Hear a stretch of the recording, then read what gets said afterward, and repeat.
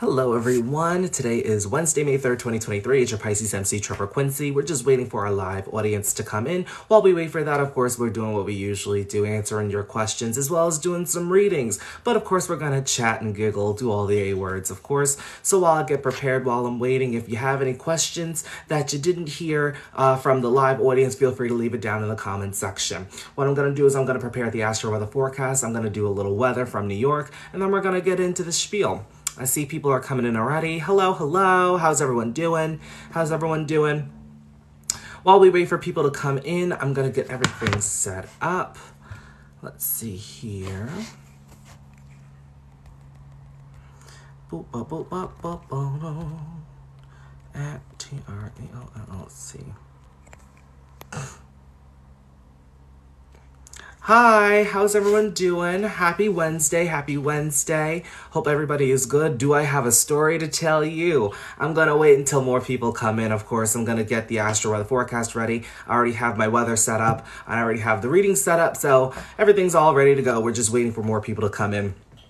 But I am early today. You know, I decided to do it in the morning because I didn't want to wait until like 3 or 4 to go live, so that's what we're doing. But where's everybody from, by the way? I'm a native New Yorker, so I'm in New York, you know, and right now it is 10 in the morning. So hopefully, you know, I know our LA folk that tend to watch, it's going to be 7:53. But unless they're online, you know, who knows? Dallas, Texas. Oh, I miss Dallas. I do miss Austin, actually. I lived in Austin in 2021, and I miss Texas so much. And I feel like I've been called back to Texas because everywhere I go, there's either a Texas license plate in New York, nonetheless, or people are talking about Austin or Texas in general. Like, everybody is just moving to Texas. And I feel like something is about to happen down there. Don't know, but I do miss it so much. You're awesome. Love your content. Thank you so much. Thank you, thank you, thank you. Hope you're having a good day. Have you done your own astrocartography chart? I have. So I'm a natal Cancer ascendant here in New York. And when I lived in Texas, I was a Gemini ascendant, which was activating my 12th house, which I was very much in solitude down there. But when I did have friends, I met people quite quickly, but things felt like they were moving so slowly. It was like watching paint dry, because in sidereal astrology, I was a Taurus rising over there. But things were definitely working out. I loved Texas, you know, and I loved going out. I loved kind of exploring Texas too. It was a little like New York, but it's also kind of like Hawaii and Vegas in a sense. I went to school out in Hawaii and Vegas, so a lot of Texas is kind of like that in a sense, and then it has a little bit of that New York feel, but you already know that you're in Texas. Like, there's also those parts of Texas where, you know, it's like, oh yeah, no, you're down south, you know? Let's see here. Nice to catch. Oh, yes. Thank you. Thank you. Thank you. Let's see here. From Romania. Oh, 6 o'clock in the afternoon. Wow. My day didn't even start yet. Your day already finished. How's that? How did your day go today? Let's see. Cancer ascendant here too. Ooh, yes. Twins. Yes. We love that. You know? All right, so let's get started with our astro weather forecast for today, Wednesday, May 3rd, 2023. Sun is at 12 degrees Taurus, Moon 17 Libra, Mercury 10 Taurus retrograde, Venus 25 Gemini, Mars 20 Cancer, Jupiter 26 Aries, Jupiter's at a critical degree, Saturn 5 Pisces, Uranus 18 Taurus, Neptune 26 Pisces, Pluto 0 Aquarius retrograde, Pluto's at a critical degree, Chiron 17 Aries, North Node 4 Taurus, the North Node is direct, and Lilith is at 0 degrees, Leo retrograde. Lilith is also at a critical degree. So how is everybody enjoying Pluto retrograde? It's finally here. You know? Yeah, Austin is just Cali at this point. Literally, oh my gosh, let's talk about it. Because when I was there, let me adjust my knot. When I was in Texas, a lot of Californians were there. And I was looking for friends, you know. I was on like those apps, you know, Tinder, Bumble, whatever. But I was just looking for friends. I wasn't looking for anything like that, you know. But a lot of people were looking for friends. They were out there with their couples. They were like, oh, we're just looking for friends, but nobody wanted to talk to each other. So I'm like, that's how you know that they're from the West Coast. Because I went through that when I was in Vegas. Although it was more in person than it was like on their phones. But like, even in Vegas, it was mini California, mini Los Angeles, you know? But there are more people moving to Austin than there are apartment buildings and apartment complexes and houses. So that's why they have the house biddings down there and everything like that. It's a hot mess, in my opinion. All right? But how's everybody enjoying the Pluto retrograde so far? I'm not really feeling it, you know? Thank God it's getting out of my 8th house yet again. I didn't really feel it when I was in my 8th house, to be completely honest. I don't know. But let's take a look at what the weather is here. Right now it is 52 degrees in New York, mostly cloudy skies, high 57, low 47. Thank God spring is here. You know, I'm just ready for the warm weather to come in. Rain is supposed to be possible around 11, so in about 4 minutes. It doesn't look like it's cloudy, but like, according to the radar, it is coming in pretty soon. It should be here around 2 or 3 p.m. So that's pretty much it on my behalf. Did anybody pay attention to the Met Gala? Because I'm going to show you some photos that I found that were my favorites. And if in the case that you missed it, you can go on Vogue.com and access the photos of the ones that you liked, the ones that you didn't like at all. But I'm going to show you my favorites. You know, first and foremost, we have Rihanna with A$AP Rocky. And the only reason why I like this photo is because that's the way I sleep at night. I love being a burrito and bundling myself up. Cardi B, I also like Cardi B's too. Yep, she was the next one. I love Cardi B's outfit. You know what though? I wanted to say it was simple, but it wasn't simple at the same time. It was simple yet elegant. It made a statement. You know what I mean? Then Jenna Ortega, you can never go wrong with this look. Absolutely, 10 out of 10. 10 out of 10. From the hair, to the face, to the outfit, everything. The shoes, you know? But you know what I noticed? Everybody was wearing like platform shoes, and I don't want to know where to find them for an affordable price, because I'm not trying to pay like $500, $600 for some shoes I'm only gonna wear like, what, twice? Yeah. Dua Lipa's, I think she was like a honorable mention. Wasn't so crazy about it, because there were some that were like, wow, great. Then there were others that were just like, oh, okay. Jared Leto showing up as, I forgot what that thing was called, but I'm like, why? I guess for me, I'm just like, I wouldn't have, it was a choice. Definitely a choice. Anne Hathaway, I know this is simple, and maybe this is an unpopular opinion, but I really did like this look. I did. But for me, I like Anne Hathaway in anything. I do. And it's because we're both Scorpio suns and Libra moon. So I do support. Then we had Doja Cat, of course, always slaying, iconic, absolutely 10 out of 10. I liked this look. And then there was Selma Hayek. I liked the leather material that they used for her top, for that, what do you call it? I'm forgetting the name, but I liked the leather material that they used. Wasn't so crazy about the ruffled bottoms, but I was like, it was definitely completed the look. Then you had Olivia Rodrigo, and she looks so much older here. Absolutely. Yes, she did. Look at that. Now her face is kind of like, ooh, ooh, ooh. But she looked so much older in this look, and I really enjoyed it. Then my favorite couple of today, there's Priyanka and Nick. Yes, I always give them the support. I do. You know, I just like them together. I do. And then there was Keke Palmer. She looked good. She really looks good. I like the hair here. 10 out of 10. She looks good after the pregnancy. And then this was Teyana Taylor. I liked the cut. I really like how her body's been shown here, because I'm not going to lie. You know, I've been working out a little bit, and like I kind of have my hips that may or may not be lying. Ask Shakira, I don't know. But I want pants that kind of like allow me to show that little bit of cut. I'm not gonna lie. I do, you know? And I think that was it. Those were my favorites of the night. And as I said, if you didn't pay attention to the Met Gala, I don't blame you, because it's really just one big distraction. But if in the case you wanted to see the photos, of course you can go online. I'm pretty sure somebody talked about it on TikTok, or you can go on Vogue.com. They have all the photos there too. All right, so here's what we're doing for today. Of course, we're going to be answering astrology questions for you. And if in the case that you want a reading, it's going to be $15 today, Cash App, Venmo, PayPal. Of course, payment information is up here, and it's up there if you keep scrolling up. So that's what we're doing. That is what we are doing. Let's see who is coming in today. I know I'm a little early, so I'm not expecting many people to be in today. If I do a reading, I do a reading. If I don't, well, you know, and better, it's happy for me. But if you guys have any astrology questions, feel free to ask. But that's pretty much it. Oh, let me tell you what happened. Hey, Melly, how you doing? I can't find your Venmo. TRZO Same payment information, same synonymous throughout the 3 platforms, Cash App, Venmo, or PayPal. But it's up here. I don't know if you guys can see the sticker. Are you doing paid readings now? Yeah, so the readings are open. I'm going to get to them in just a second. I'm going to share my story, because I did go to the open mic night on Monday, so I got to share what went down there, because I'm like, I don't know. You know? Hi, everyone that's coming in. Love your page, and sadly, I'm just popping in. Hope I can come back next live. Of course. Thank you for popping in. Hope to see you soon. But yeah, so let me tell you about what happened at the open mic night. Okay, so I left right after I got off of live, like about like 10 to 15 minutes after I got off live, and it took me 2 hours to get there. Usually it takes me about an hour, hour and a half to get to the city, but because it was in Brooklyn and it was in this place that like, it was near Subway, but it wasn't near Subway. So I had to take 3 trains in total just to get to this venue.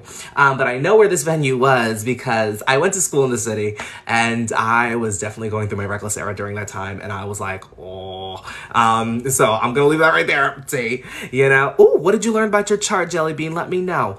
But yeah, so I get to the venue. It was a bit early. I ran into an old coworker of my mom's. And so I caught up with him because the last time I saw him, I think was like 2004. So it'd been like 20 years and it was just like a blast from the past. And we caught up and everything was great. I did the open mic. Well, actually the open mic started the doors opened at 7. Opened a little bit before 7, and then it started at 8. So basically, Cheryl Pepsi Riley, don't know if anybody knows who she is, but she did a lot of the Tyler Perry plays. She was in the movies as well, did a lot of the soundtracks.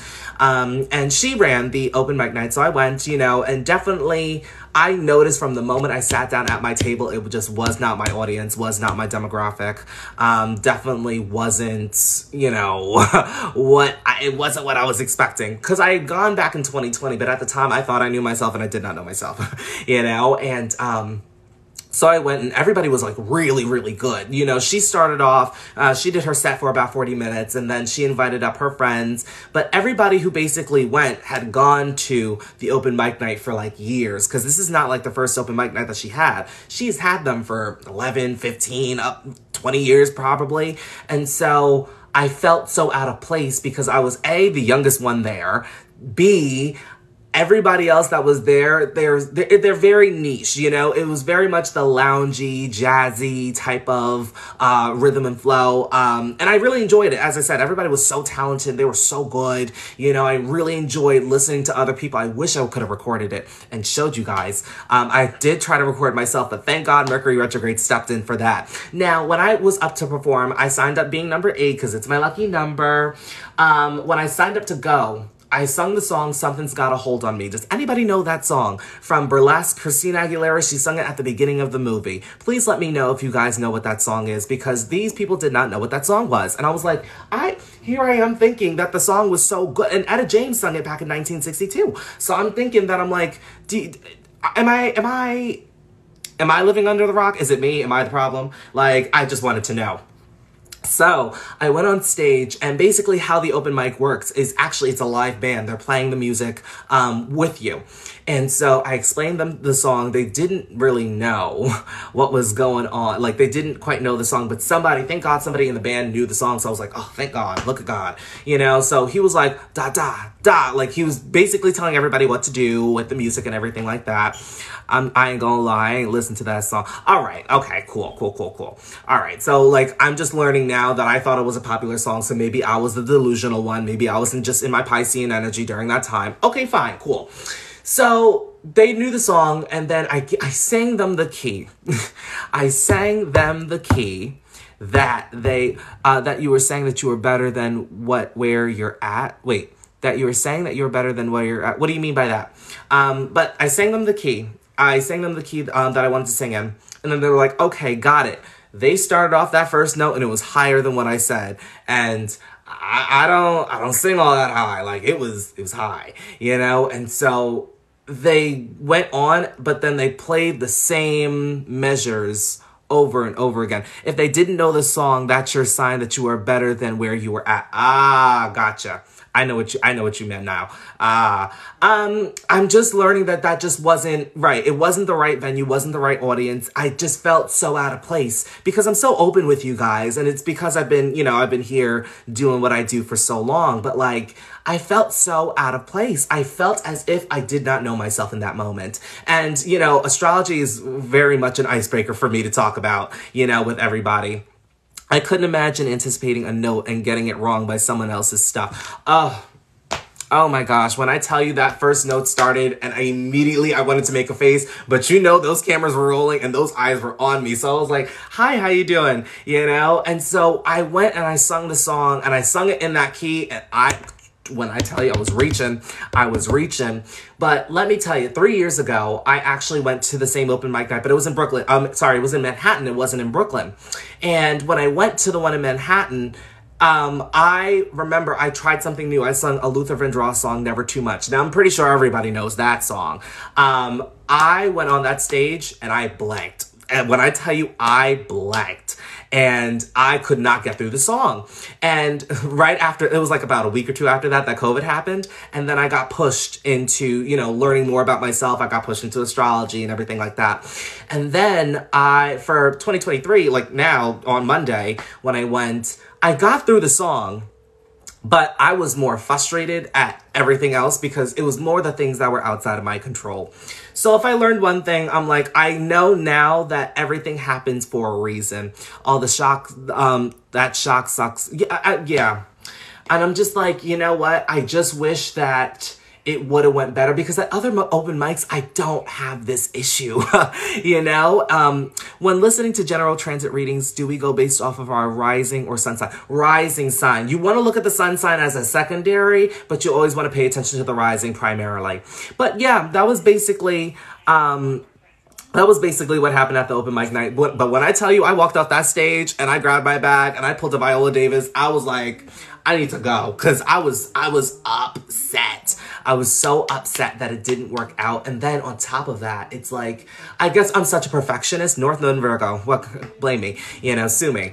And I also have 6th house placements too. So I'm like, I always want to be on my best behavior. I always want to put my best foot forward. And I guess I was so excited and I was practicing. Like, I'm definitely a person when I'm doing an open mic or when I'm performing in general, I need to practice. I need to have a sound check. Now, I used to sing with my twin all the time at like public venues and things like that. We sung at Citi Field in New York. We sung at the, it was like a tennis open for the USTA. We sung at many different things.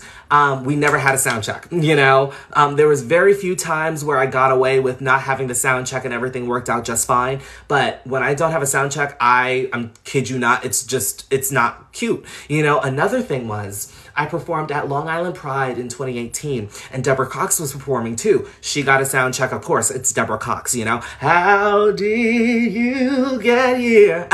Yes, you know, she got her sound check, but then there was this other band that took an hour. They took an hour for a sound check, and they only had 2 songs, and they were not it. And so everybody was supposed to get a sound check, but because this band took 5 hours in a day to have their sound check, I didn't get my sound check. And it was one of those moments where it was like, it was a very open venue. We were on the beach. The speaker was so loud that I can barely hear my music and I could barely hear myself singing. And the thing that I hate about it now is that they have that on video. And 2 years ago when I was in Texas, they posted it because they were coming up on some type of anniversary for Pride. And they posted like, oh, back in 2018, Trevor did this. And I was tight because I was like, you take down that slander, take down that blackmail. I did not sign up for this, you know?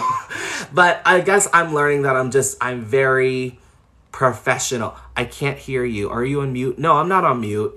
Got you. Okay, cool.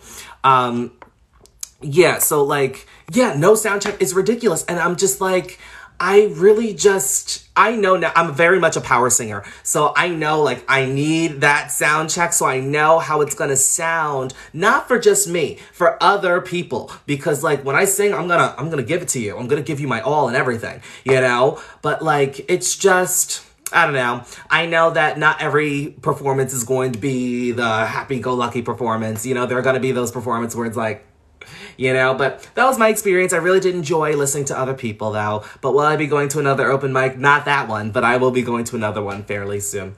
All right, let's get to these questions and the readings. Let's see here. While listening, I already answered that. Oh, yeah. So you also went on your astro journey when COVID happened. I actually went on my journey back in 2019. Or it started in 2018, but it really started in 2019. So how I started with astrology was my roommate that never moved in when I was going to school in Las Vegas wanted to know everybody's big 3. And I didn't know what a big 3 was at the time. And this was 2018. And so, 11/11, everybody make a wish. Hold on, let me show you. Let me flip my camera before it turns Y'all see that 11-11? Everybody make a wish. All right, so I went to college in Las Vegas, and my roommate that didn't move in wanted to know everybody's big three. And so I ended up, finding out what my big three was, and I told her. And that was all that I knew about astrology. I was into tarot at that time. Like, tarot found me, and I was very big into that. 2019 was really when I started getting into my astrology chart. I learned a little bit about it, did a couple of readings for like friends and family. That was it. I wasn't really majorly into astrology. But after COVID happened, that's when I started really getting into astrology. I started my practice and everything like that. So I wouldn't say that I'm still fairly new to astrology. I'm still fairly new to being professional with astrology, but I consider it to be a gift. I feel like it found me. But let's see what else is going on here. All right. I learned a bad performance out of your control is just a learning moment. And my mom and my friend said the exact same thing. It's all a learning experience. It's all a learning moment. You learn from it, but I have to learn how to not beat myself up over it because I have Virgo placements. And don't you just hate it when something bad happens and then like the moment keeps replaying in your mind? Like, I hate that.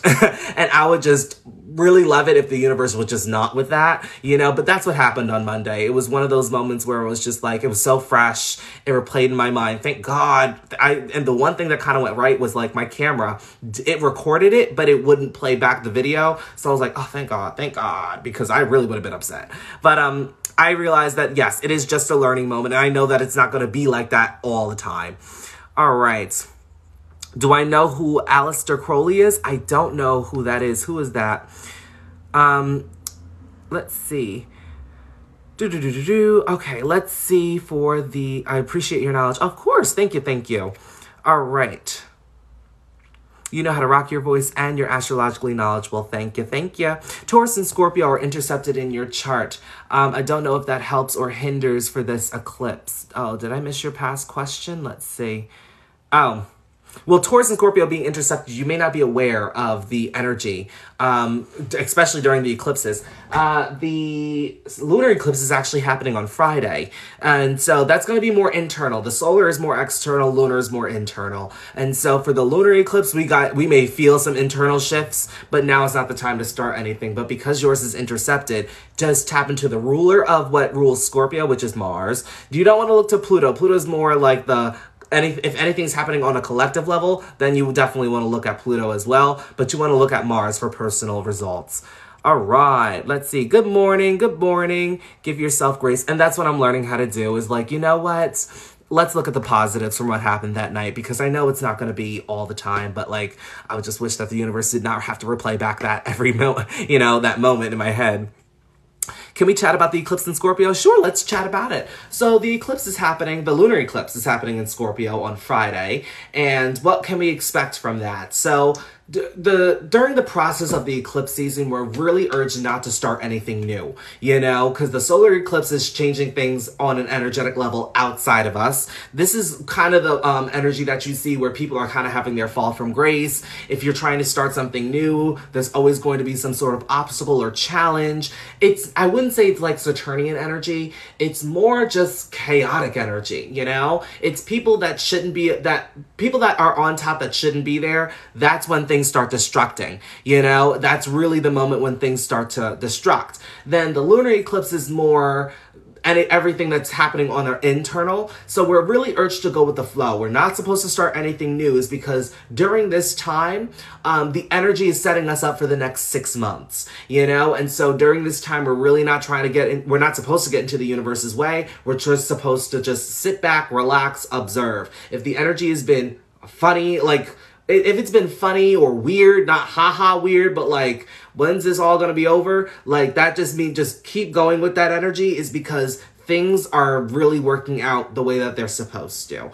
All right. But the eclipse in Scorpio, it's just new energetic energy surrounding transformation, your healing journey, going below the surface, accepting the darker aspects of life, Ooh, let's talk about the downfall of, T. Now, I know who this person is. I'm not going to talk about the downfall of what that is. I just know that, Everybody has their time under the sun, and I'm gonna leave that right there.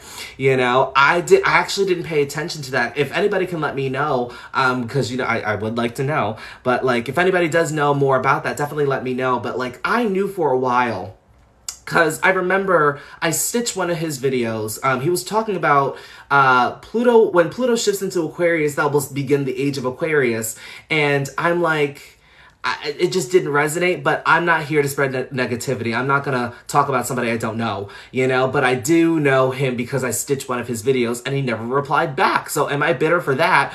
A little bit, you know. But, you know, everything happens. Everybody has their time under the sun, you know. And then when that time dries up, when it turns to night, that's when everything collapses, you know? Blocked him a while ago. I knew him from the bottom of my... Ooh, T. Not that! I'm screaming. All right, let's see what else is going on here. Hope you're doing okay. I'm doing all right. I'm definitely doing better now. I want to start school. Are you into degree theory? I am into degree theory, but not like everybody else is, because I know that the degrees definitely represent the zodiac signs, but when people start talking about this degree is going to bring you wealth, this degree is going to make you a millionaire, this degree is going to make you famous, this degree you got to watch out for, that's when I'm like, all right, that's when I gotta go. All right, I'm heading out, you know, like I just don't give so much into that energy, but I do believe degree theory to an extent. Remember, it's a degree, or sorry, it's degree theory, not degree facts, you know what I mean? So it's all based off of patterns that have been observed from really people that are prominent in our society, but there's so many more people in our society that we need to observe, you know? Good morning, everyone, for those that are coming in. All we're doing is we're just chatting right now, but we're about to get to readings in just a second. But I'm just chatting about what happened earlier this week. We're talking about the eclipses, and we're also just chatting. Scorpio came for them. Look. Let's see. Are the critical degrees important because my chart ruler is Jupiter in Leo at 8 degrees? Yes. I always stress critical degrees every time I do readings because they are significant and they tend to bring like fated events or certain situations that can help you to push you forward on your path. So I always say pay attention to the sign and the house that it's in. Definitely also pay attention to any aspects that are being made, any transits that pass by that placement, because then that can represent a fated event and maybe transformative. It could be beneficial. We never know, you know, so that's why you really need to pay attention to those critical degrees. Is degree theory to say the same as deacons? Not necessarily. You know, I tend to look at degree theories and I relate them to the deacons, but they're not the same. So the degree theory, every zodiac sign has a degree. It rules over a degree. Like for instance, Aries rules 1 degree, 13 degrees, 25 degrees. Taurus is 2, 14, 26. Gemini 3, 15, 27. Cancer 4, 16, 28. So on and so forth. And so I believe that when you start getting to those double digits, like say for instance, 16 degrees represents Taurus degree, or it's a Taurus degree, but it's a Taurus degree in its second decan, because 16 degrees is the second decan. So that would represent Saturn in Taurus. No, sorry, Mercury in Taurus, because Mercury is the second in line from Taurus. So Venus in Taurus is the first decan, Mercury in Taurus is the second, Saturn in Taurus is the third. So 16 degrees will be like Mercury in Taurus, and that's kind of sprinkling in with your placement. So if you have 16 degrees, Jupiter in Leo per se, of course you're going to have the Jupiter in Leo manifesting, but that 16 degrees is adding a little bit of the Mercury in Taurus energy. Do you get where I'm getting at? All right, let's see. No, he unfortunately used astrology to lie to lots of people to use fame in the propaganda theory. I remember I had an opportunity actually come my way, and this is from Snipfeed. Very good company, but it's kind of similar to Linktree, and I didn't really need to utilize their services, especially pay for their services, because I got everything for free on Linktree. I don't really care about giving them the shout out. It's not that deep for me. But I noticed that he was very big on Snipfeed, and I noticed that like the person who interviewed me for the offer literally didn't even know where she met me. Like, she messaged me, but she didn't even know that she messaged me. She was like, oh, did you watch Sunny's live? And I was like, who's Sunny? But then I looked on the Instagram and I knew that they were talking about Sunny. So I was like, oh, okay. But I personally don't know him. I'm still a little bitter that he just didn't reply back to my stitch, because it wasn't to tear him down, but like when you're talking about the age of Aquarius and and everybody's not giving dates and you're just putting it out there for shits and giggles, I take astrology seriously. And so there is a way to determine what age we're in. And I presented those facts, but I'm very open to other people's perspectives because, hey, you never know. There could be something that I can learn, that I may not know about, that he may know. So that was that. Let's see. Oui, baguettes. Yes. Come on, oui, baguettes. Yes. Bonjour, bonjour, bonjour. Is there a reason? Let's see. I keep finding Taurus signs are attracted to me and I'm a Virgo.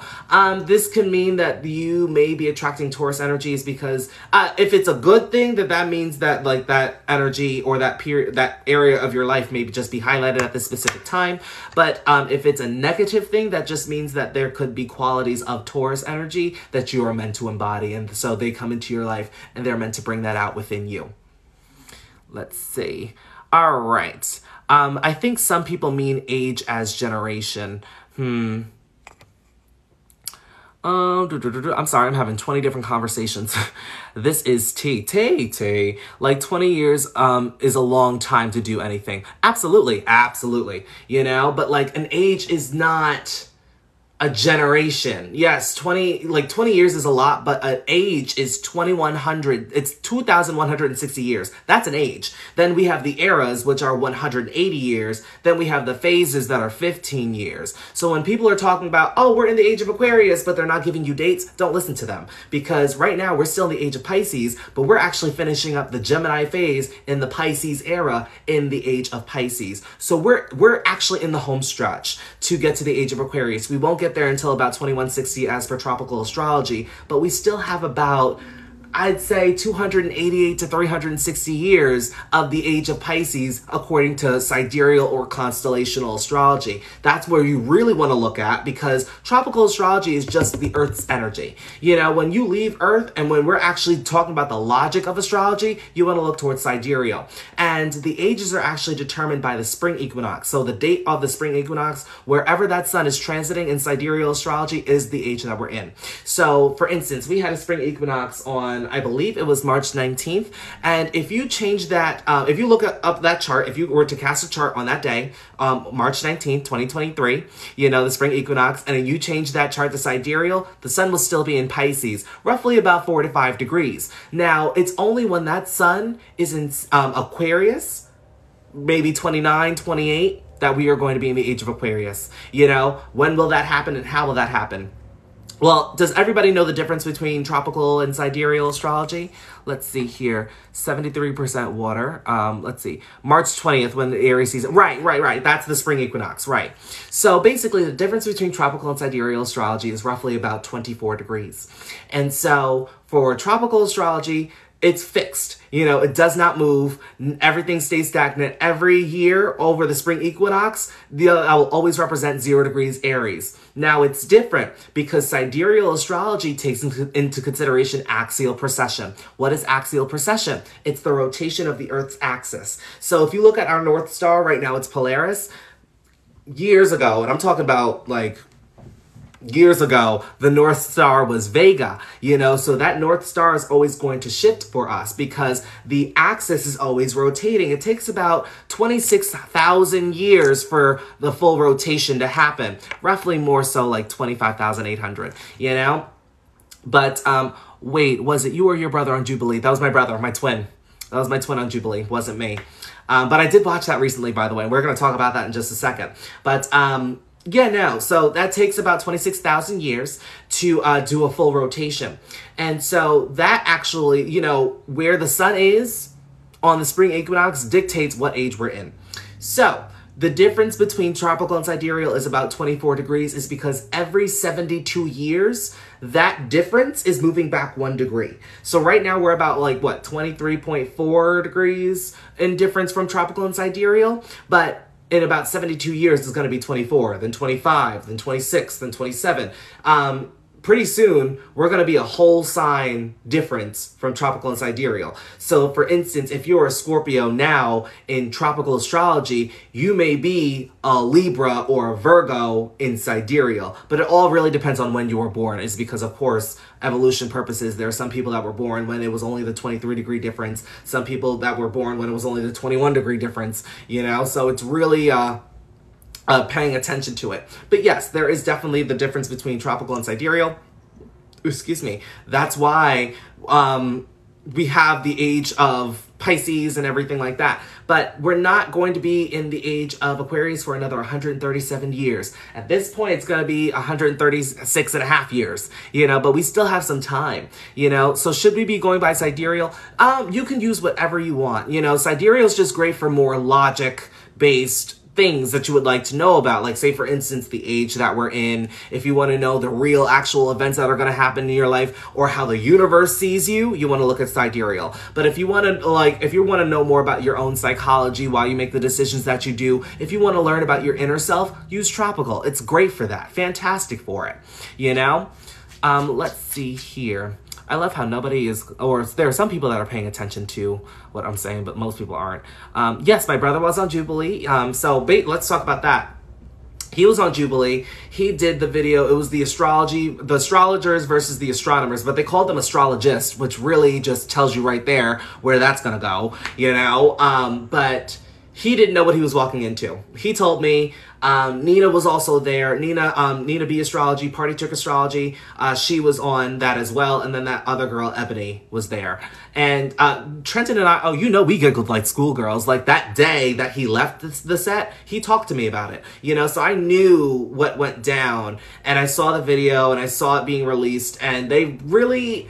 Basically, they asked the question, is astrology a science? And Nina said it in her reaction video. Trenton even said it. If I would have known that they were going in that direction, he never would have signed up for it. Nina never would have signed up for it. But it was because they were told, we want you to talk about astrology. We want you to talk about, your views and what you do. Because basically, they found these people, like Trenton got connected with somebody on Clubhouse. And that's how he ended up there. And then Nina got contacted because she recently did a Jubilee video because she was doing it for the veganism or something.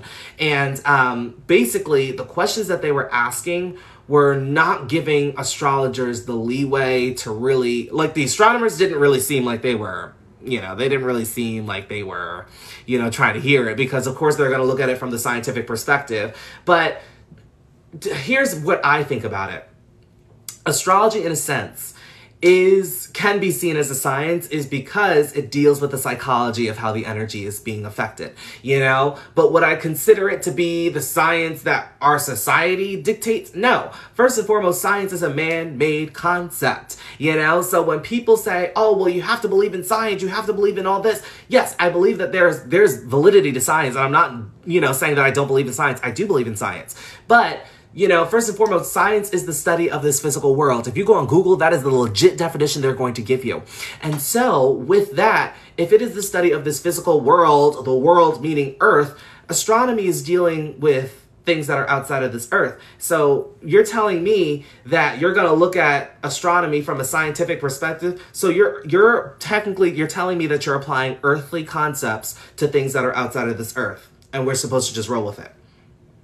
Now, had I been on this podcast, I definitely would have made them question it all. But of course, from the scientific perspective, the people are like, well, I studied this using physics and all these other things, and they already know about like the real stuff about these planets. But with astrologers, we observe how the energy affects a society at large. So there's sociology, there's psychology within it, but none of them said it because none of them knew really what the context of this the podcast was saying, would have killed it. Oh, thank you.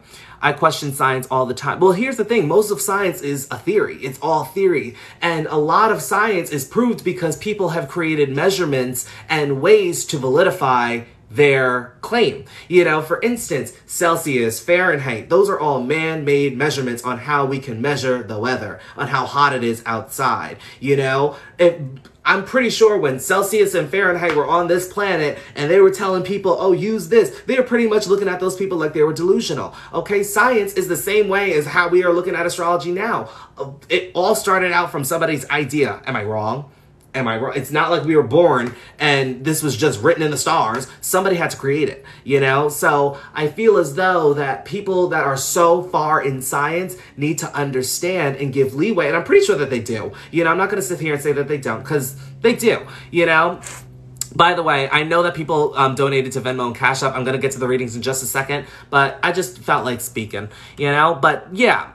let's see here. Phrenology, disgusting practice. What is phrenology? Definitely let me know. Happy day, happy day. Yes, I am on today. I'm on earlier than I usually am. Do you have Revolut? Do you get Revolut payments? I don't have Revolut. I actually don't even know what that is. But I do Cash App, Venmo, and PayPal. So hopefully you have one of those three. Not hearing any of it. Tay. Let's see here. I love Nina and Ebony. I have not heard of Ebony before. Ebony. The first time I saw Ebony was on that. It was on that video. All good, enjoying the convo. Oh, thank you, thank you. As someone getting a degree in biochemistry and all over sciences, I agree. Thank you. Thank you, thank you, thank you. All right, enough chatting, enough banter. Let's get to these readings, everybody. Here's how it's going to work. All you have to do is send a payment, $15, Cash App, Venmo, PayPal to TRZO LLC. If you can't see where I'm pointing, and if I'm just pointing to nothing, then I'm just looking foolish. Then just scroll up, and then the information is right up there. Be sure to include your birth time, date, location. We're going to add you to the queue. What I do is I actually put your chart up so everybody can see it. We're going to go over it together. If you have any questions, definitely let me know. We're also going to look at your critical degrees, and we're going to see if you have any. That way, you need to pay attention to those. If you have T-squares, yods, anything, we're going to debunk it, okay? So let's get started. Let's say, because they said our brains were smaller. So phrenology was the scientific practice, quote unquote, that was used to subjugate Black people. That immediately, that anger, frustration, I feel that because I'm just like, it's really giving, do it because they're not going to feel anything. They don't feel pain. It's really giving that energy. And I really, it's the ignorance of people back then that really get me. Learned it in my biotech classes. Wow. If we're going to talk about like the ignorance of people back then and really the lengths that these people went to really just tear us down as a people, it is disgusting. It is irritating. It is frustrating because still to this day, we don't have phrenology, but like we still have people that are still in that mindset. And it's stupid. It's really stupid, you know, but let me not get too much into that. But thank you for letting me know because I did learn something new today. All right, so let me change my thing over here. I'm gonna move over here. First up, we have Caitlin. Is Caitlin still here? Hopefully I didn't go babble on for so long. Let's see. Is Caitlin still here? Caitlin. All right, Caitlin is here. Thank you. Thank you for being so patient with me too, by the way. All right. Caitlin. And you were born in, Maryland. I have family down in Maryland. Hagerstown.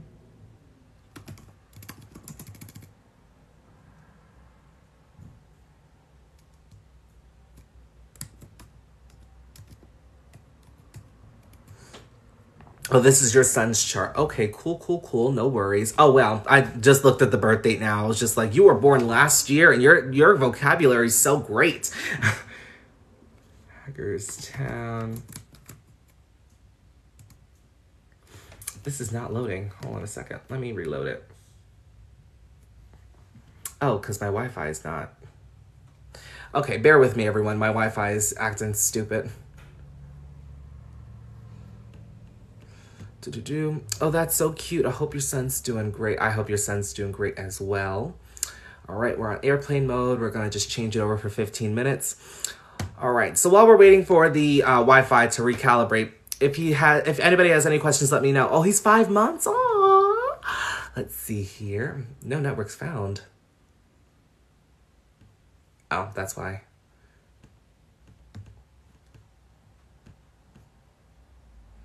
I'll make it better than you ever dreamed. For the rest of your life will be just like this, baby. So listen up. It's you I trust. I feel guided every time that we touch. All right. I do not like Mercury retrograde, everyone. All right. Scorpio and Scorpio rising, piercing stare. Ooh, Tevin Campbell dupe. Well, see, there was somebody who did sing Tevin Campbell at the at the open mic night. He sounded really good. And he started off and I was like, Tevin, is that you? All right, let's see here. Collecting, okay. Okay, I'm just gonna reset my computer. And while we wait for that, restart it. Okay, so it's restarting. So we're just gonna answer some questions. What do you guys want to learn more about before I get into the readings while we're waiting for the computer to reload? I could tell you one thing. I'm ready for Mercury retrograde to be over. How about Aries rising, Cappy stellium? Well, what planets are in that stellium? Because major focus is going to be on career status, legacy, life's work. But if you're an Aries rising, right now is a pivotal time for you. You guys have about 2 more weeks of, the universe really favoring you. But I will say with Capricorn, as I said, since you have the stellium there, major focus is really just going to be on your public life, your career, status, legacy, life's work, success, reputation as well. Nothing really major else is going through Aries. Everything else is pretty much finished because everything's going into Taurus.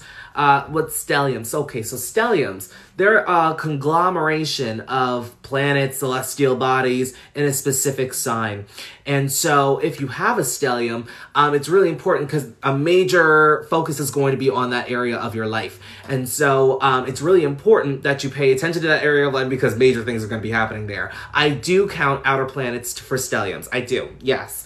But it really depends on the astrology that you go to for the stelliums, is because there are some people that consider stelliums to be like everything is close together within a specific orb. Like for instance, say for instance, if you have Pluto 2 degrees Sagittarius, and then you have Mars 4 degrees Sagittarius, then Venus 6 degrees, then Sun 8, that would be the stellium for them. There are other astrologers that consider it to be like Pluto 2 degrees Sagittarius, Mars 27, Venus 28, Sun 29, that would be the stellium, including Pluto as well. So it really depends on the astrologer. For me, anything within the 10-degree orb would be the stellium for me. So even if it's like Pluto is at 5, Saturn's at 15, Mars is at 16, and then Mercury's at 22, I would consider that to be the stellium, yes, because it's all connecting.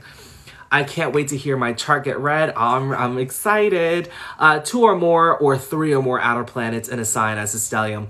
I say 3 or more. I don't do 2 or more. 2 or more would be the more of the emphasis. 3 or more is the stellium.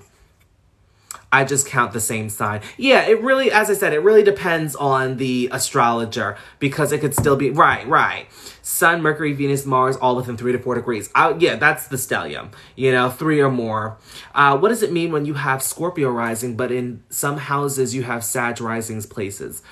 Okay, so you might be looking at Placidus, which is, I don't mind Placidus, and a lot of astrologers try to get you out of using Placidus. I like Placidus because it's really great for showing you your psychological self.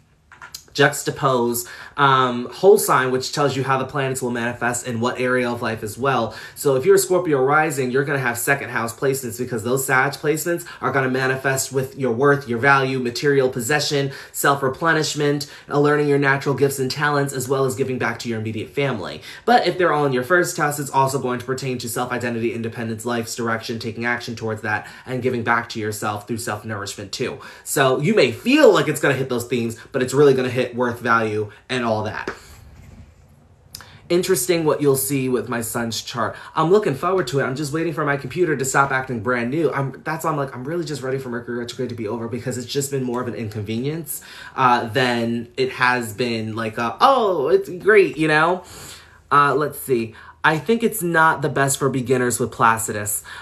Well, here's the thing, and that's kind of what I'm like, everybody on every platform, Placidus is default, so when you first get into astrology, I'm pretty sure 9 out of 10 times you looked at astrology from the Placidus chart. And then when somebody said, oh, that, for instance, if you're a Cancer ascendant and then you have 4th house Scorpio placements, but then when people were like 5th house Scorpio, you tried to argue with them, or I wouldn't say argue, but you told them, oh, well, I have Scorpio, but it's in the 4th house. But then they were like, no, but Scorpio's in the 5th house. It's just easier to learn whole sign and get used to that because, as I said, it helps you to learn how things will manifest, juxtapose how you will personally relate to that. Yes, you got 2 weeks to be sane. Let's see here, which is annoying if you don't know that it goes into multiple houses. I mean, it gets annoying after a while because like there are people that are brand new that try to act like they know astrology. That really gets a little frustrating, but you could tell where people are on their journey, and I always give people the benefit of the doubt. Let's see here. When is it over? May 14th, I believe. May 14th, it is all over. And I'm really counting down to it because it has been. It has definitely been. And I'm just ready for it to fizzle out. I'm finally getting why the same sign can't be 1st and 12th depending on degree. Absolutely. Is because there are people that say that I have Pluto in the 12th house, but I also have a Pluto rising. It makes no sense how you have Pluto rising and then you have, you have Scorpio rising and then Pluto in the 12th house in the same sign. It would just be within that sign. All right, so I am rebooting my computer. I'm just waiting for it to turn on now. There we go, it's on. Looking so radiant, thank you. Yeah, you have to change to whole sign. Whole sign should be default. It's easier for beginners. Absolutely, and I agree. But I just don't get why people put it as Placidus. And Placidus started from some philosopher who's not even here. And that, I just don't get it. But I do agree that whole sign should be for the beginners. Thoughts on chart ruler in 11th house, Pisces rising. So Jupiter would be in Capricorn for you.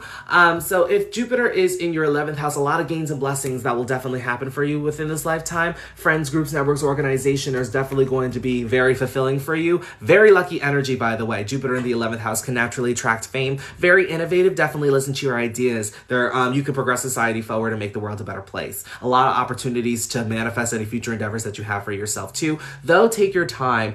Structure and organization is definitely needed. Okay? Let's see here. To whole sign in apps never used enough. Yeah, that's what I'm saying. Like, Placidus is always default. And I never understood why that was. But if I actually, in 2021, fun story, I was actually going to be developing an app. And I probably would have put whole sign as default, but it didn't pan out in the way that I hoped for. Is because I feel like the universe has something bigger and better planned for me. But, yeah, let's see here. Post shadow 2. So no, the post shadow, I think June 1st is the post shadow, but don't quote me on that date. I just remember seeing that. All right, everything's all up. Finally, Caitlin, we're finally gonna get to your sun's chart. Okay. There we go. How long is that? The shadow. Okay, so Mercury retrograde is going to station back direct on the 14th, but then the shadow period should be. But I don't really give into the shadow period because once Mercury retrograde stations direct, I'm like, oh, look at God, you know? Can you talk about Casimis? So Casimis is when a planet is within 1 degree of the sun. So I actually have a Sun Chiron Casimi. And if you have a Casimi, it actually strengthens the planet that is close to the sun. Because then if it's more than 1 degree, but it's still in conjunction with the sun, it's then combust, thus making the planet that's in conjunction with the sun weaker. You know, so if you have it in the Casimi, it's in the heart of the sun, which means it's strengthening it. You know, you're in the sun's heart, you know? Interesting. I got a lot of attention posting on social media. I'm telling you, 11th house energy is very interesting and it's very beneficial too, you know? So I like it. I tend to like 11th house energy. Oh, I did not mean to do that. I tend to like 11th house energy is because you see a lot of celebrities have that. You see a lot of prominent people tend to have 11th house energy. But I also feel like they also have either 6th, 8th, or 12th house energy matching that too. You know, everything is a balance in astrology. All right, 458. All right, here we go. All right, yay. I have Sun, Mercury, Cazimi, 12th house, same degree. Oh, interesting. I wonder how that's manifesting for you.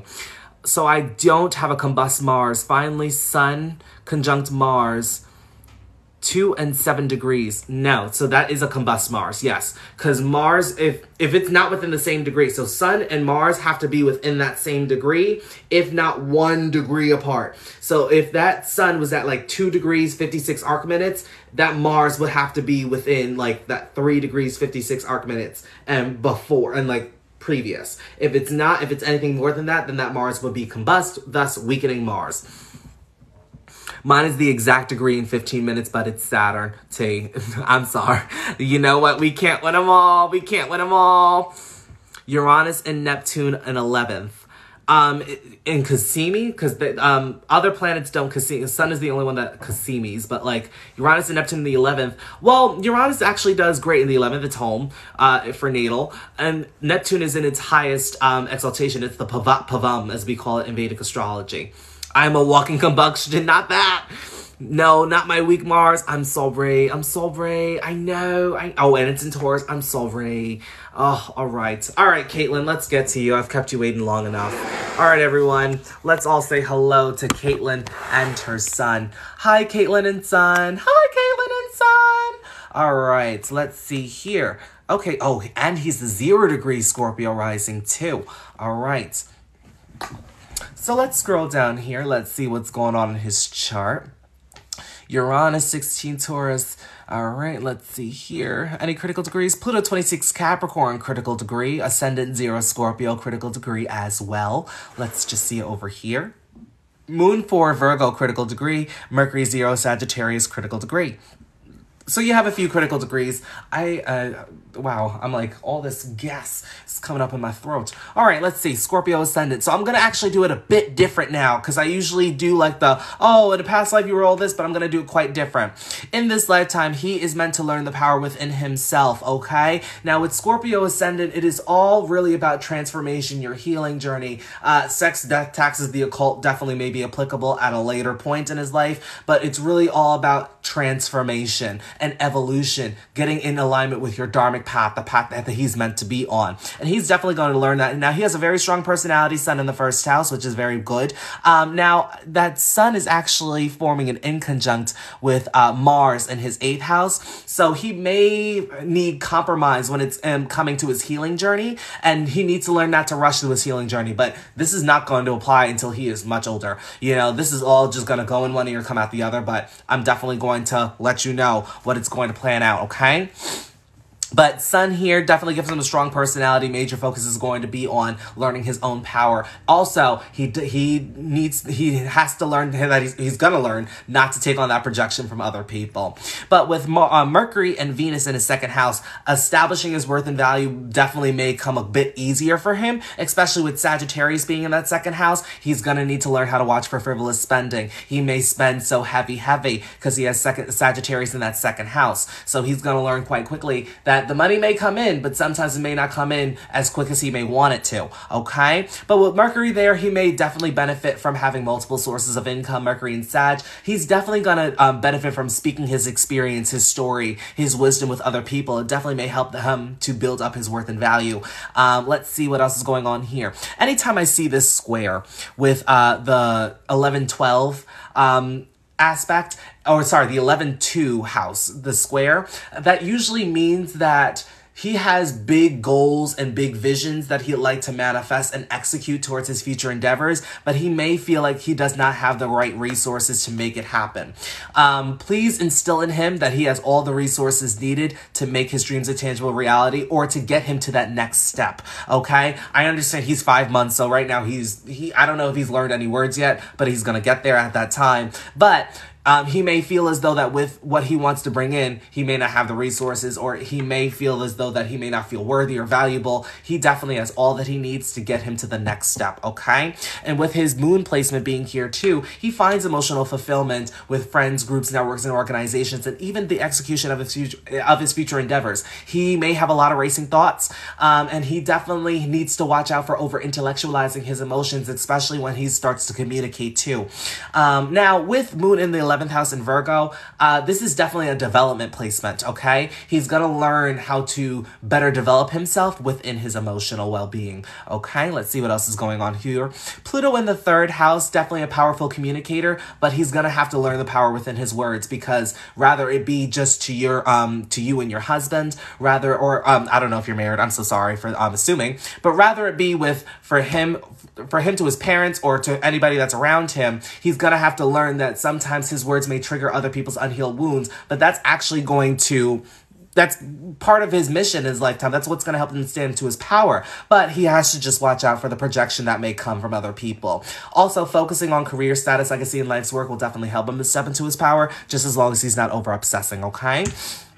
Saturn in 4th. Now, here's the one thing that I'm just like, definitely listen closely here. He may feel as though that he may not get the love and the nurture that he yearns for, because it's going to be quite different here, okay? With Aquarius, they may yearn for something a bit different. It may be a bit more logic-based rather than emotional-based. Like, you may give him a lot of emotional care. Oh, don't be nervous at all. There's nothing to be nervous about. But when Saturn is here, it just means that the things that he is lacking, that he feels that he may not get to for family, he may get it from, a chosen family per se. But if that doesn't resonate, this can also mean that he may have a hard time expressing his emotions or processing his emotions. And you usually see that with Aquarius energy too. Same thing for Moon in Virgo, because he may be very, very logical, that he may not know how to tap into his emotions. Scorpio is an emotional sign, but they don't know how to regulate their emotions. So this can just be the indicator that he's going to learn over time to regulate his emotions. Because with Saturn being an Aquarius, it may appear emotionally detached, but Aquarius energy is actually a very emotional sign, but they're going to be very observant. So I will say this, he is very observant now. He is going to observe who he can share his emotions around, and then he's going to judge according to what he has observed. Based off of that, oh, can I really trust this person with my emotions or not? Or will I feel judged based from that? So don't judge him with his emotions, because he's really going to pay attention to you and his father especially, okay? But everybody in his life, he's naturally going to observe when he's feeling at his lowest and he needs to express his emotions, okay? Let's see. Saturn rules Aquarius, exactly. So at least it's in a good place. Absolutely. It's going to be very, very beneficial by the time he has a Saturn return. Moving on to Jupiter and Neptune and Pisces. In his 5th house, very lucky energy. I recommend, when he's old enough to play the lottery, I recommend he play the lottery. I just will say he may get into, just watch out for the escapism, the addictive tendencies, because he may have the addictive personality there. But I will say for the most part, this is nothing to worry about early on in life. He may daydream a lot. He may be very expressive about that. So that's actually very beneficial. But later in life, this can actually just be watching out for overindulgence, having too much fun, watching out for the escapism or addictive tendencies too. That runs in both sides of the family addiction. Absolutely. So just, he does have a placement there. Nothing to worry about. I just will say, just keep a close eye on it, but don't smother him and don't become too overbearing, because that'll push him into that, okay? He would definitely benefit from having some sort of spiritual connection with the universe, working on spiritual development, trusting the unknown. That will definitely not happen until sometime later in life, but he definitely may daydream a lot. He definitely may just not pay attention to what's being said in reality or in the present moment, because his mind may be elsewhere. He may have a very rich inner world, by the way, though. All right. Chiron's going to be in his 6th house. He may have wounds around perfectionism, critique, and criticism. And so here, because he may be a very logic-based person, and he's going to be very, very expressive with his communication. There may be people that he comes across that may not like his tone of delivery, because they may take it as, oh, he's critiquing me. And so they may project onto him. And so he needs to really focus on his personal development journey, and also just being himself, really focusing on his own identity and his independence. That will help him to heal himself, and that will also potentially help him to heal others too. All right. Let's see here. Then we have North Node in Taurus and Uranus in Taurus. So in a past life, he was definitely focused on building up material security, focusing on establishing his worth and value, natural talents and gifts, giving back to himself through self-replenishment, and also focusing on his immediate family. All right, let's just get that back.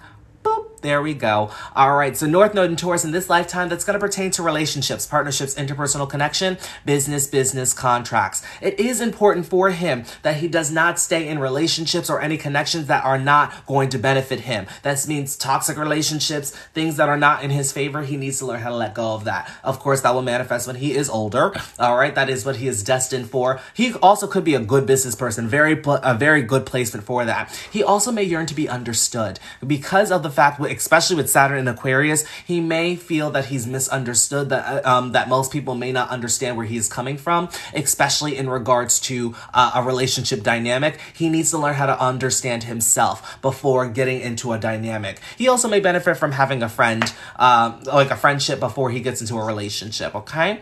In regards to his healing journey, he's going to have to learn not to rush through his healing journey when he gets to that specific point, because there's going to be lessons and wisdom that he's meant to share with other people from that as well, especially within Gemini. Gemini is all about sharing the knowledge and the experience with people. But with Mars there, he may be into the debating, the argument energy. And it's not to say that like he's starting this out of intention. He just may like to hear another side, but then he's going to back it up with what he hears too. He's actually meant to focus on this Mars energy in the 8th house is because it's at the apex of a major yod for him. So he needs to pay attention to Sagittarius transits, late degrees, early Capricorn degrees as well. When there are transits there, aspects being made as well too. All right. With the MC being in Leo in his 10th house, major focus is on bringing confidence and creativity and expression to his career, status, legacy, and life's work. Definitely needs to put himself out there, shine his light, not dim it because of other people's projection. 10th house ruler being in the first, his career is going to be very fulfilling for him. It's going to bring him a lot of bliss and joy. So it's all going to be good for them and for him in that department. Now, I think he does have the grand trine. Yep, I'm seeing that here. He has a grand trine, which means that he's in alignment with his dharmic path. Just as long as he doesn't rush through his healing journey, he's going to stay in alignment with that, okay? And then that's pretty much all I'm seeing for his chart for the most part. All right, thank y'all. All right.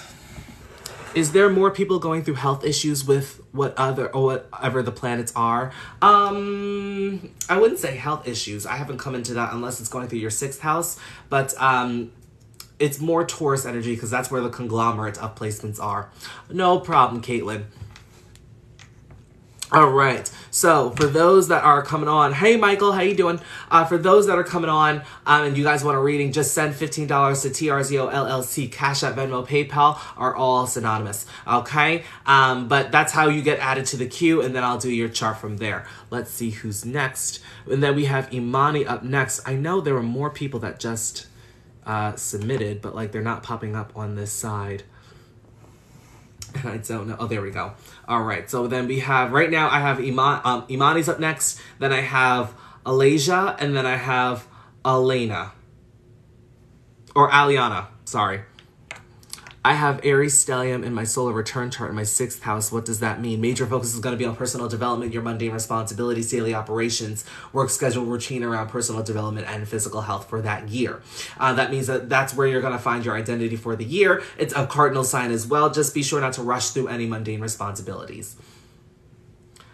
Alasia, girl, is that you? Texas? Let's see here. No, I'm not seeing Texas. All right. Let's see. So Imani is up next. Is Imani here? Imani?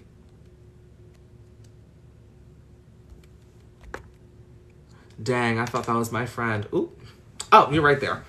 Cool. Just Cash App? Yeah, you can Cash App, Venmo, PayPal, whichever one is applicable for you. Yes, correct. Thank you for the short. Oh, Allie for sure. Of course.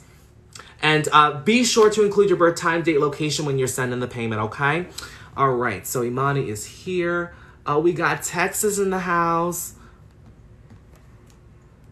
All right, let me change over here. And then we have bed. And, ooh, 422. 422, you recently had a birthday. Happy belated birthday. And I feel like I already talked to you for your birthday. Did you, how was it? Did you do anything? Yes, correct. Sweet. I did Venmo, but forgot to add the info in the tag. You can go to the Instagram icon on my profile and just send it there. That's fine. 1998, and then we have 1216. Emphasize career. I definitely will. I lost mini golf. No. Also, I think that you told me that the last time, maybe. I probably did, because I was like, I remember your birthday. That's all I was like, did I ask? Also, AM or PM? From AM to PM, somebody hit the lights so we can work it out, that's right. Because we're gonna start a fight from AM to PM. I just need AM or PM, and then we're gonna get started. I'm pretty much ready to go over here. Who else had questions while we wait? While we wait for Imani to send the AM or PM. Why is my connection going in and out? Oh, it's not. It's just this. All right, so let's see. Imani, is Imani still here? I just need the AM or PM. Unless it's lagging or delayed. There we go. It is. LOL, I lost my connection. There we go. I just needed if you were born in the AM or the PM, and then because I have everything else set up, I just need that, and then we're ready to go. Somebody hit the lights so we can work it out. That's right. We can gonna start a fight from AM to PM.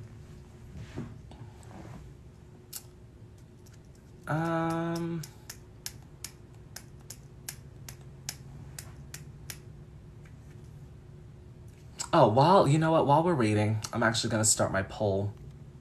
What is your rising sign? Let me know. Let me know in the comments, and also let me know in the poll if you can vote, So we got that going on. What is your rising sign? Be sure to vote in the polls. And for those that are watching the pre-recorded version, just be sure to leave yours in the comments below. Can you see my messages? The last time I got... the last message I got was just that you lost connection. I just needed to know if you were AM or PM. Allie just said I forgot to end PM of mine, so Allie is PM. Got that. But no, Imani, I did not see if yours was AM or PM. Because that's what I was waiting for. Oh, by the way, if you guys have access to come up, and have your chart read, and you guys want to come up and do that, I can also do that as well. All right, let's see here.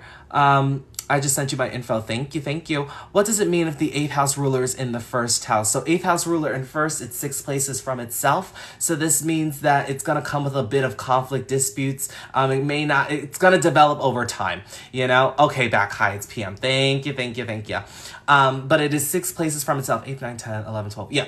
So it is going to develop over a span of time, but it can also represent a major weakness. So perhaps maybe your healing journey or your transformation may be your major weakness. Perhaps maybe you don't like to talk about it, to other people, or maybe you are so open with that for other people. Depending on the sign, it can really tell me what that was for you. All right, here we go, everyone. Let's just say hello to Imani. Hi, Imani. Career dating if you haven't had a relationship in 7 years. T. All right, because you said that you wanted to emphasize the career, so we're actually going to focus on career. Because I did read your chart before, right? I feel like I did, But let's see. We're going to go through all of it. Let's see if you have any critical degrees. Your Chiron is conjunct my Mercury, and it's self-inflicted wounds. All right, let's see over here. MC 13 Aries. No, you didn't, but I want a reading before. Okay, yeah, that's right. Okay, so we're going to do the full reading for you. All right, so MC 13 Aries, critical degree. Let's see over here. You're very spiritually protected with that sun. 222 could be very much a symbol for you. And then let's see, you have Venus 17 Pisces, critical degree. Jupiter 17 Pisces, critical degree. Okay, so let's get up here and start it. Okay, Cancer Ascendant. Ow. Oh, what a neat chart. I love it. I love seeing my fellow Cancer Ascendants. I'm not biased. All right, here we go. In this lifetime, you're really meant to focus on your personal life, as well as your home and family, processing your feelings and your emotions, listening to your intuition, and channeling your authenticity. Who are you truly? Who are you to your core? This is best going to manifest for you when you're finding a philosophy, a meaning of life, a certain belief system, and expanding on those things. Now, with Moon in Pisces, you may benefit from establishing some sort of connection with the universe, really focusing on your spiritual development journey, as well as trusting in the unknown. Be sure that we are really taking the opportunities to further find which belief system or philosophy or religion or meaning of life best fits with us, okay? Now, with Venus here, other people can definitely help you. They could be of assistance as well, so let's definitely don't, push away those opportunities when they present, but you do find emotional fulfillment through these themes as well. Perhaps maybe higher education could have been of importance to you as well. You could have had a lot of opportunities to further your studies here as well too. Venus is at an exalted place with it being at Venus in Pisces. So in a relationship, you definitely may yearn for a partner that has that soulmate connection, but you can also come across karmic relationships before you get to your relationship that is meant for you, okay? Also with Capricorn ruling the 7th house, another indicator of karmic relationships. I sadly dropped out of college. I did too. I'm not gonna lie to you. I didn't know what to do. I was a communications major. Not much you could do with that in the physical world. I mean, you could do a lot with communications, but like I felt like where I was going, and I was traveling a lot with college, so it just didn't make sense. All right, let's see here. Second house, you don't have any placements, but you do want to watch for frivolous spending. You don't have any major placements, so I'm not that much concerned with it, so I'm going to move on. All right. North Node in Virgo. Wow, we actually have the same North Node, same placement and everything. All right. So with North Node in Virgo, something tells me here that you know what it is that you want to do. You see the vision. You see the end goal. You see the final result of what it's supposed to look like, but sometimes you could tend to forget about the process of getting there. And so North Node in Virgo wants you to remember the process and take the tangible steps that are needed to get you to that end result, to make your dreams the tangible reality, okay? You have a lot of spiritual gifts there. Yes, you do, especially with the North Node being in the 3rd house and the South Node being in the 9th. You have a lot of gifts from the universe. You spent a lot of your past life meditating and really working in spirituality. So spirituality and spiritual practices may come natural to you, but in this lifetime, you need to learn how to connect with people. You need to learn how to really develop your communication, developing your skills. You may be the jack of all trades, master of none, but hey, you'll do it better than the master of one. Perhaps maybe you're good at doing multiple things, but people are trying to tell you have to do one thing. Definitely put your eggs in multiple baskets and see what sticks. Mercury is exalted in its own house, so I feel as though that this can work out tenfold for you. Oh, by the way, you tend to do better working on your own, juxtaposed through other people. Virgo is meant to really develop their own life. That's why it's exalted within itself. I used to have dreams that would come true. I don't know how I lost that skill. That's all about spiritual development. It does get better with time. Let's see here. We have Chiron and Scorpio. We legit have the same placements. Oh my gosh. We have North Node same, Chiron the same, Pluto's the same, South Node's the same, Uranus and Neptune is not the same, but Uranus is the same. Saturn's the same as well. Where were you born? Oh, 98, that's why. All right, let's see. Is the reading paid from the link tree? No, this is just Cash App, Venmo, or PayPal. So if you guys want a reading, just send it over. Let's see here. So Chiron and Scorpio, people definitely dimmed your light early on. Anytime when you tried to express yourself in the way that you wanted to, people definitely had something to say. They projected onto you, and this caused you to dim your light. Now, perhaps maybe this has happened before, and now you dim your own light because you're afraid of other people projecting onto you. You need to learn how to express yourself, and you can best do this when you're having fun, going on adventures, even focusing on love and romance. Ow. That'll help you to heal yourself and heal other people too. Now, your wounds, they tend to run a little deep, okay? So it is really important here that you are prioritizing your healing journey, going below the surface, accepting the darker aspects of life, and really making peace with your past. That'll help you to heal yourself and to heal other people as well. Now, with Pluto in the 6th house, I don't know who instilled in you early on that you need to be productive at all times of the day in order to make an impact in this world, or in order to make a difference, in order to mean something. You do not have to slave away or to constantly be in this energy of work to get people to notice you. You don't always have to give your energy or be of service to other people for people to give to you, okay? You can set your own hours and do your own thing. Because with Pluto in the 6th, I could tell you already know how to work. I can tell that you know how to put in that work. Yes, you know. All right. But you need to learn how to really reel that back. That's where you step into your power and really hold back and discern who you want to give your energy to. That is what helps you to step into your power. Also, finding a philosophy, a meaning of life, a certain belief system that also helps you to step into your power, just as long as you don't over-obsess with it, okay? Now, with your 8th house, Neptune and Uranus, sudden transformative changes from your healing journey that may contribute to further healing, as well as you may yearn for a connection connection that is intimate, vulnerable, as well as transformative. But no matter what the transformation is, you still have that partner there, okay? It is really important that whatever information is coming from your healing journey, that you do share that with others, okay? Any ideas that also may pop up from your healing journey, listen to those or really take those in, because those can actually help you to manifest any future endeavors that you may have for yourself, all right? We already went over Pisces, and then Aries. Very much could be a public speaker here. Definitely can utilize your skills within your career status, like I see in life's work. Think before you do, think before you say. Going to be very important with Mercury and Aries here, okay? Because sometimes the impulsivity can become too much, and this can lead to accidents, and it can lead to stagnancy when you're really supposed to be moving forward, all right?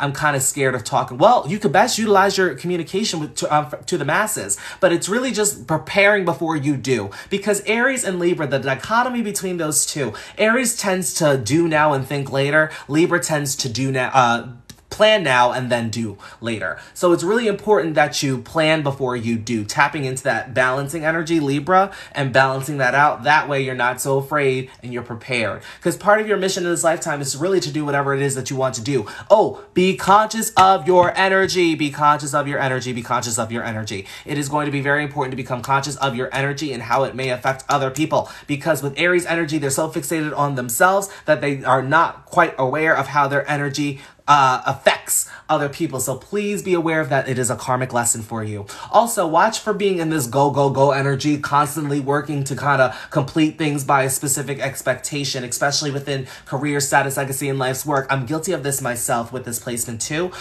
because I had a tendency of like, when I said when I was 20, I want to be famous and I want to, 12, look at God, divine completion, look at that. All right. But I'm guilty of it too. Like I had expectations for my career and I wanted to be at a certain place by a specific age. You have to let that go. You have to learn how to slow down and get out of your own way, especially in career status, like I see in life's work. You have to take your time, because a lot of what you're doing in your career requires a lot of structure, a lot of organization, and a lot of patience. So you really need to be patient with the process there. All right. I've been asking how I affect others. Most people won't tell me how I come off. And see, that's the thing. Most people could be afraid of that, and which can be a Scorpio thing, which could contribute to your wounds. Most people won't tell you, but it's really just becoming more aware of your energy, more aware of what you were saying, what you were doing around other people. Now, you can't help if other people are telling a false story, because of course they're going to tell their perspective. But at the end of the day, you just have to become aware of your energy and know what you are doing, because the universe will always protect you as long as you know. Okay?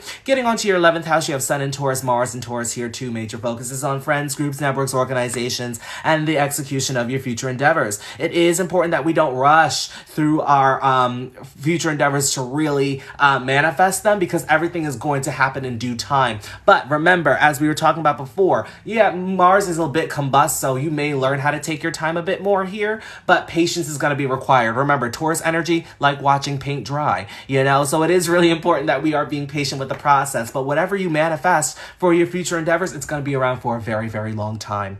All right. So I think that's pretty much all I'm seeing for your chart for the most part. Just be sure to prioritize your healing journey. It helps you to heal yourself and to heal others, learning how to slow down and really tapping into your spiritual gifts. All right. Thank you. All right, I did see some questions. And guys, if I don't answer your question during the reading, because I try not to do it because I don't want to be rude for the people that paid, please just be patient, all right? But I do see some questions here. Have I ever had an Akashic reading? No, but I do want one. I do want to know what it's like. Slowing down. Oh, girl, me. Let's see here. And then somebody asked how much was it? $15. Cash App, Venmo, PayPal, okay? All right, let's see who is next. You are very helpful. Oh, thank you. Thank you, thank you. A lot of your energy is very similar to mine. That's why I was so able to like boop, boop, beat up, boop, bop, All right, let's see who's next. 1, 2, 3, 4, 5. 1, 2, 3, 4, 5, 6. Last call for readings. I'm a bit backed up, okay? Last call for readings. Love your knowledge. Thank you, thank you. Thank you, thank you. I had an Akashic reading yesterday. Oh, how did it go? Life-changing. Interesting. Highly recommend having one. I don't know who to go to. I knew one person before who did Akashic readings, and she did offer me one. She was like, it was going to be like an exchange, but we never got around to doing it, so I just took that as a sign. Oh, no. Okay, here we go. Up next is Alasia. Alasia, how long did it take you to learn astrology? Well, I'm still learning certain things, but I'd say I started it at the end of 2019, and I went professional in 2021. So I'd say it took me maybe 2-3 years to really get comfortable with it, because I started going professional in 2021. So it really took me some time prior to. So I'd say about a year and some change. All right, Alasia is up next. Is Alasia here? Oh, this is my first time getting my chart read. Oh, I'm excited. I'm excited. Ooh, Providence. Ooh, what you know about Providence? I drew through Providence, I want to say a couple of years ago. Very cute town. Very cute setup. You have the same birthday as my brother, by the way. And let's see here, 137. All right, everyone. Let's say hello to Alasia. Hi, Alasia. Hi, Alasia. Ooh, love these. First timer as well. Hi, Rhode Island, Connecticut here. Oh, God, New York, guys. Tri-State area. Hi. All right, here we go. Leo Ascendant. Ooh, is Mike still here? Because then you guys would get along. You guys would be schoolgirls. You guys have a lot of similar energy going on. I ended up being recommended someone through my mom, who I found on the Dolores Candace Facebook page. Interesting. Might check it out. All right, do you have any critical degrees, Alasia? Let's see, you're on a 0 Capricorn critical degree. Very spiritually protected through Pluto placement. Oh, that 12-12 that we just showed before. Look at that, another confirmation. Could be a confirmation for you. Divine completion is what I'm getting here. All right, MC, 29 degrees, Aries, critical degree. All right, let's see over here. Sun 1 Aries, critical degree. And that's pretty much it. All right, that's pretty much it for the critical degrees. Let's scroll up here and see what's going on. All right, in this lifetime, you're really meant to focus on your confidence, expressing yourself, building up that confidence and shining your light, not dimming it because of other people's projection. That's best going to manifest for you when you're finding a philosophy, a meaning of life, a religion, a certain belief system. Doesn't necessarily have to be spiritual, but you are meant to expand on these themes. You need to learn not to rush into a philosophy or a meaning of life or finding the meaning of life or a belief system, because this can actually lead to years of undoing and psychological undoing too, okay? But that is your major focus in this lifetime. You don't have anything in the second house, but I will say that you do benefit from monitoring your spending. Do watch for the frivolous spending, okay? Because you do have Leo on the ascendant. Anytime when I see a fire sign on the ascendant or the second house cusp, you need to watch for the frivolous spending, because we too tend to spend in large increments. I'm guilty of it myself, all right? Nothing in Libra, but people do like to hear what you have to say. It's just not a major focus in your life. But what is a major focus in your life is that you are a generational curse breaker with this Pluto placement in the 4th house. Very transformative upbringing, definitely a lot of intense situations, okay? It is really important that we're letting go of any emotions that no longer serve us or anything that is no longer within alignment. This helps us to step into our power, and it also helps us to really it helps us in our career status, legacy, and life's work as well, for you especially. But just as long as we're not over-obsessing with these themes, okay? Now, Pluto and Scorpio also prioritize your healing journey and your transformation, going below the surface, accepting the darker aspects of life, really making peace with your past. That will also help you to stand in your power too, all right? Now, with your 5th house here, I'm just making sure that Uranus is in Sagittarius. Nope. So you don't have anything in Sagittarius, but 5th house in Sag, just watch for the overindulgence there. You like to have fun. You like to have a good time. Nothing wrong with that. Not a major focus in life as well either. In your 6th house, though, a lot of focus is going to be on your daily responsibilities, your mundane operations, work schedule, routine around personal development and physical health, okay? It is important that you have structure and organization within your day-to-day, so routines and structures will definitely be favorable for you. Uranus, you may change jobs frequently, but you do require a lot of freedom within your day-to-day too. Do pay attention to any ideas that come across your day-to-day. You can use those to execute any future endeavors in the long run. Neptune, you definitely may yearn for to work for yourself or maybe a dream job per se, but you do have a tendency to take on a lot of energy within your day-to-day. It is really important that you prioritize setting up energetic boundaries in your day-to-day as well, because this will help you to not take on other people's energy, for people not to take advantage of your energy, or for your energy to be drained from a person, a place, a thing, or a noun. Okay? Let's see what else is going on here. Mars in Capricorn. I also have Mars in the 6th house too. The universe is definitely fighting for your health, because Saturn here is a significator of illness, ailments, or sickness. So do pay attention to your physical health, but Mars can definitely fight that off for you. Just be sure that we're not overworking ourselves to our detriment, okay? But a lot of the work that you do is really contributing towards your career status, legacy, and life's work too. Nothing in the 7th house, but in a past life, you were definitely focused on friends, groups, networks, organizations, and the execution of your future endeavors. It is important that you yearn to be understood in relationships. You need to understand yourself before getting in a relationship. You may benefit from having a friendship before getting into a relationship. Not a major focus in this life, though. No placements are there. All right, so let's see here. Oh, I meant to tell you, anything within your day-to-day is highly going to benefit your career status, legacy, and life's work. Effortless opportunities there, okay? In your 8th house, we have Mercury and the North Node. Very powerful energy. Could be destined for longevity, but it is really important that we're going below the surface, accepting the darker aspects of life, making peace with our past, really prioritizing our healing journey, letting go of what no longer serves us, and letting go of what no longer is in alignment, which in turn puts us in alignment with our dharmic path, okay? With Mercury in Pisces, sometimes you may not understand where your communication or your information is coming from. Other people may not understand it either. It's really important to set up a connection with the universe and really focus on your spiritual development journey. This will help you to further understand that. Very chatty subconscious. Pay attention to any messages that come across through your dreams as well. That way you can you will know how to move forward on your healing journey and within your processing your feelings and your emotions too.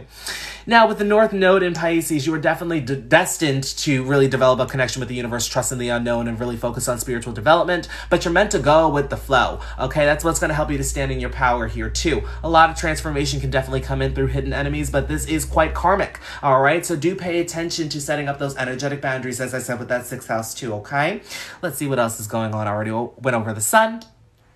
And then we have your 10th house. So Taurus MC, is that Taurus MC? Let's see. No, MC is at 29 Aries. So with the MC being at 29 degrees Aries, this just means major focus is on doing your own thing, just making sure that we're not rushing through impulsivity or spontaneity, all right? Let's see. But with Taurus in the 10th house, Jupiter, Venus, and the moon there. Very good placements to see in the 10th house. Moon, not so hot, but it's in its exalted state. So that's why I said it's a good placement. With Jupiter in Taurus and Venus as well, a lot of opportunities that can come in to help you to build and grow your career status, legacy, and life's work. People definitely may help you to do this as well, giving you resources. Definitely take those opportunities on, okay? They can help you to further progress. But all these opportunities are definitely going to manifest very slowly. Remember, Taurus is all about patience, so you need to take your time. It's like watching paint dry. I know. But whatever you are developing within your career status, legacy, and life's work, this is all going to be around for a very, very long time. Now, whatever you're doing for your career, it's really important that you do something that emotionally fulfills you. Otherwise, it's just not going to make the cut. Like just doing things for money, it may not fulfill you after a long time because the emotions is not there. All right. And now remember, it is important to establish a balance between your public life and your private life as well. That's what's going to further help you to step into your power, just as long as you don't over obsess with it. All right. Last but not least, I see Gemini in that 11th house with Chiron there too. So there are wounds around rejection, feeling misunderstood, trying to fit in with the wrong crowds there. It's really important that you understand yourself. Like I said, with Aquarius on your descendant, finding an understanding for yourself, really accepting your unconventionality, your quirks, your differences at all, and realizing why you are different, because you have the energy that is capable of making great change within this world. And it's also, you could be a jack of all trades, master of none, but hey, you'll always do it better than the master of one. It's really important to find an outlet to best get out those words or feeling, or not, mainly like words or any thoughts that you could have suppressed. So it is important that you journal, speak, whatever is applicable or favorable for you. All right, that'll help you to heal yourself and to heal others. All right, but that's pretty much all I'm seeing for your chart for the most part. We do have a bit of conflict here within the foundational houses, our 1st, 4th, and 10th house. It is important that we're typing into relationships, partnerships, interpersonal connection, business contracts. That'll help us to alleviate that inner conflict and tension. All right, thank you. All right, everyone, readings are closed for today. Readings are closed. If you paid, yes, I'm still doing your reading, but readings are closed for today. I'm going to reload the list to see who is last. All right, so let's see here, because I'm backed up on readings. Let's see, readings are closed, not closer, closed. All right, so Marcel or Markle, I think it's Marcel. Marcel's the last person that I'm doing. Oh, let's see here. Marcel, actually, no, sorry. Marcel sent before. So the last reading I'm doing is Taria. So Taria is last. Okay, cool. Let's see who's next. Allie is next. Allie is next. Of course, Alasia. And also be sure to like and share to get us out there. If you're not already doing so, be sure to follow me. That way you get notified every time I go live. And if you're watching the pre-recorded version, be sure to like, share, subscribe. All right, let's see here. Is Allie still here, Allie?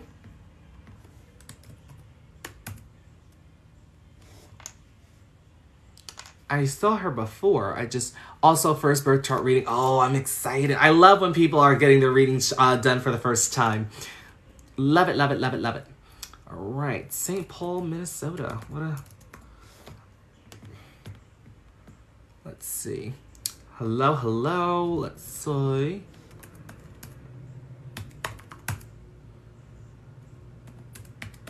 All right. All right, everyone, let's say hello to Allie. Hi, Allie. Hi, Allie. Oh, it's loading.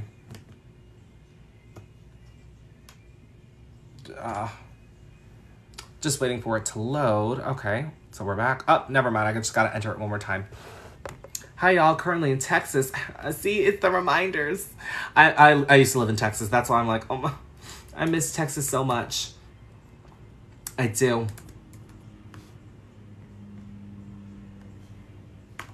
$7.30 and okay, here we go. There we go. All right. Hi, Allie. Hi, Allie. What temp is it there? Probably hot. I think it was like 70 when I checked on, actually, I can check what it is in Austin. In Austin, it's 77 degrees. Have you ever done numerology? Yes, I actually specialize in numerology. I do readings with numerology as well. All right, Scorpio Ascendant. Let me see if you have any critical degrees. All right, let's see here. Nothing over here. Let's see over here. Yes, it's getting hot. 78. Yes, it is. All right, Venus 0 Leo critical degree, Jupiter 29 Aries critical degree. Wow, that solar eclipse happened right over your Jupiter placement. How was that for you? Let us know. All right, so let's see up here. All right, so this lifetime, you're really meant to focus on transformation, your healing journey, going below the surface, accepting the darker aspects of life, making peace with your past. You need to learn the power within yourself. You just being yourself is going to cause other people to project. Why? Is because you being yourself is triggering other people's unhealed wounds. And so you're giving them the choice to heal or to project. And out of 10 times, they're going to project. All right, so learning the power within yourself, not giving into that projection will definitely help you to stand in your power, just as long as you don't over-obsess with yourself. Self-identity, independence, life's direction, taking action towards your life's direction, and giving back to yourself through self-nourishment. Okay? Moving on to your second house, it is really important that we are micromanaging our financial spending, because sometimes we can tend to spend frivolously here. Saturn will definitely restrict money, especially if you are spending in excess, if there's more money going out than it is coming in. With Uranus also being here, money can definitely suddenly go out and suddenly come in too, so watch the spending. It's going to be very important here. With Saturn, you're meant to build up your own material security and really focus on establishing your worth and value. It's going to come over a span of time. But once you build it up, it's going to last for a very long time as well. It is important that you don't equate your money to your worth and value. And also, when the universe is testing your patience, ask yourself when enough is enough. This will help you to further establish your worth and value. With Saturn in Sagittarius, major focus is going to be on finding a philosophy or figuring out your own personal meaning of life. It could be through a belief system, doesn't necessarily have to be spiritual, but you're meant to expand on this. But remember, Saturn is teaching you how to expand in the area of your finances, your worth, and your value as well. It may come with a bit of challenge in the beginning, a bit of obstacles from time to time, especially before your Saturn return, but you already went through your Saturn return, so it's not much of a focus for me now. But I will just say here, you're learning basically your own worth, your own personal value, as well as finding a meaning of life, what that may mean through that area of your life. Okay? Be sure to prioritize your healing journey with this opposition. That way we are in alignment with our worth and value too. All right? Let's see here. With Neptune in your third house, you may learn to be a great communicator, perhaps maybe sharing information based off of what you've learned in this on this journey. Just be sure that we are going after our communication in a more realistic approach. This could even be with siblings, cousins, your immediate environment. That could be applicable for you. But with it being in Capricorn, you need a more realistic approach, because remember, also watch out for gossiping or spreading misinformation about a person, a place, a thing, the nouns really, because this could be quite karmic for you with Capricorn being in your third house, okay? Developing some sort of connection with the universe will definitely help you to further establish any information. That way you can share with others. You may get messages via your subconscious to really communicate with other people too. Fourth house in Aquarius, nothing is there, not a major focus. Could represent an unconventional upbringing, perhaps maybe even an absent parent. All right? Now, with Aquarius being in the fourth house, just be sure not to over-intellectualize your emotions as well, that we're actually feeling them through. Now, you could be very observant with who you may share your emotional side with. Just be sure that you are at least releasing any emotions and not holding on to them or suppressing them either, okay? Fifth house, Pisces, nothing there, but I will say just watch for escapism or addictive tendencies. With Pisces being in the fifth house, you definitely like to have fun and go out, but just watch out for escaping too much, okay? Now, North Node and Jupiter in the sixth house, major focus is going to be on your mundane responsibilities, your daily operations, work schedule, routine around personal development and physical health. It is really important that we're not rushing through our day-to-day or rushing through our mundane responsibilities just for the sake of getting things done. With Mars ruling over your sixth house, the universe is definitely watching over your health, but just do pay attention from it for time to time, because the things that we may miss, Jupiter could expand on that, especially with Jupiter being at 29 degrees, okay? Jupiter here is going to make you a busy bee within your day-to-day. Just be sure, as I said, that we're taking our time within our day. That way we don't have to repeat any of the responsibilities that we may have, okay? In a past life, you're definitely focused on building up your worth and value and really focused on building up material security too. Also could have been focused on your immediate family, giving back to yourself through self-replenishment, also learning your natural gifts and talents, with Taurus being on your seventh house cusp. There isn't much energy that you need to really pay attention to here. I know right now the transits, you got everything in your seventh house, but it is important to know that you should not stay in a relationship if you know it's not good for your well-being, okay? That's the word of advice I'm going to give you. Good for business, but just be sure here that we're not staying in anything that no longer serves us. With Chiron in your eighth house, you need to prioritize that healing journey. There are wounds that ran quite deep. Perhaps people could have gossiped about you, spread misinformation about you early on. It is really important to find an outlet that best helps you get out any suppressed thoughts or words that you held on to. So journaling, writing, speaking, writing the letter that has never been delivered, that has personally helped me. That'll help you to heal yourself and heal other people as well. All right, let's see here. In your ninth house, we have Mercury in Cancer. And it is really important here. Is Venus at that critical degree? Yes, it's in Leo. That you're meant to share your story, your wisdom, your experience with other people, okay? You're definitely meant to be of assistance in other people when they are finding their own meaning of life, which means that for you, it's going to be very important for you to find your own meaning of life as well, okay? Any belief system that you have, make sure it resonates with you emotionally. If not, it's not going to work out for you that much. Pay attention to your intuition. You're going to get a lot of intuitive nudges too, all right? Education definitely could have been pushed in the home for you. Your family could have pushed you to further your studies, but it is really important with Mercury in Cancer that you're giving yourself time to speak out how you feel about certain things. Rather, it is in tandem with your belief system, with your philosophy, with your own meaning of life, okay?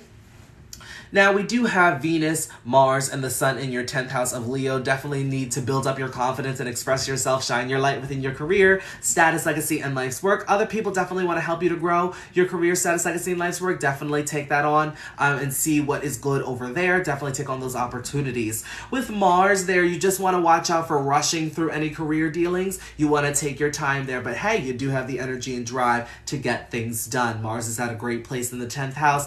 Definitely may come into a lot of competition within your career, or you may just be placed in a competitive field. All right. Virgo MC definitely meant to help the collective on their personal development journey and helping them to be of service. Okay. Now with Virgo MC, you're going to go through your own personal development journey, which is why you're destined for it. But hey, it's where your natural gifts lie. Okay. So I will say just focus on your own personal development journey. Also focus on your future endeavors, what you want to manifest for yourself. Okay. Because that'll definitely help you within your future.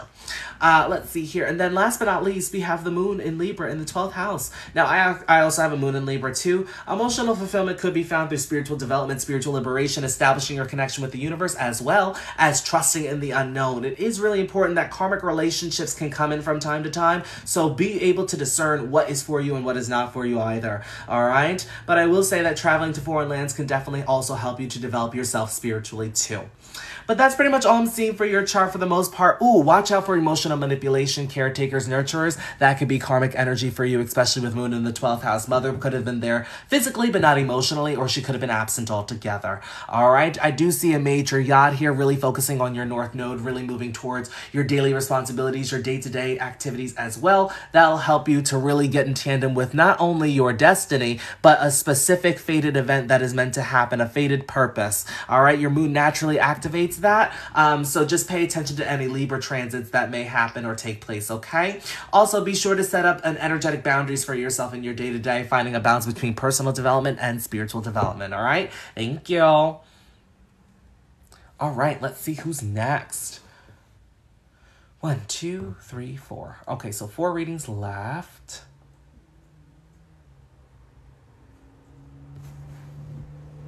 Yes, spot on with mother wounds. All of it is exact. Thank you so much. Of course, anytime.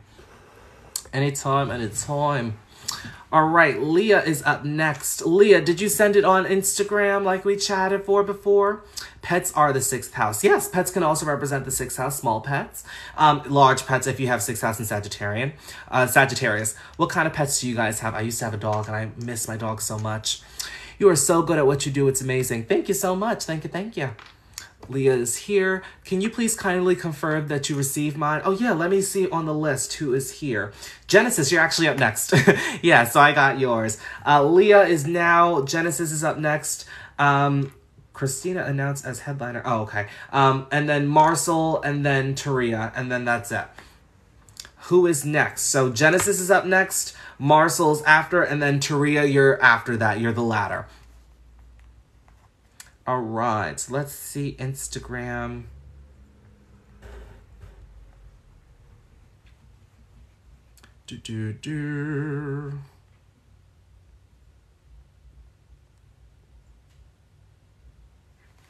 All right, Leah is here. Got it. All right, let me type in her info. How much are the readings? Well, the readings are closed for today. So if you do want a reading, I do have my private readings that are still open. That if you go to the link in my bio under Universal Analysis, I still have that. I do astrology, numerology, and tarot. So for those that do want a reading that didn't get to have a chance for the live reading today, just be sure to go over to that link in my bio. It's Universal Analysis. You could book a private with me too. And we'll spend even more time on your chart, juxtaposed like 10 or 15 minutes, okay? I'm Marcel from Markle, like California. But thank you. I'm so sorry. I do want to put respect on your name. So I do, try to get to know it. So I'm sorry. All right, let's see here. Leah and Derby, Connecticut. Come on, Connecticut. Come on, East Coast. And 1987 and ooh. All right. Oh. Thank God. All right. It's okay. Thanks. All right, everyone. Let's say hello to Leah. Hi, Leah. All right, Virgo Ascendant. We're just going to scroll down if you have any critical degrees. All right, let's see over here. Do you have any critical degrees? MC 17 Gemini critical degree. So your career, status, legacy, life's work definitely have major importance there. Could even attract some attention or fame. People may even talk about you in your career. All good things, all good things. Wait a minute. Oh my God. Your ascendant is literally on my north node. Degree arc minute and all. Legit. Wow. Wow. Destined for this reading, aren't you?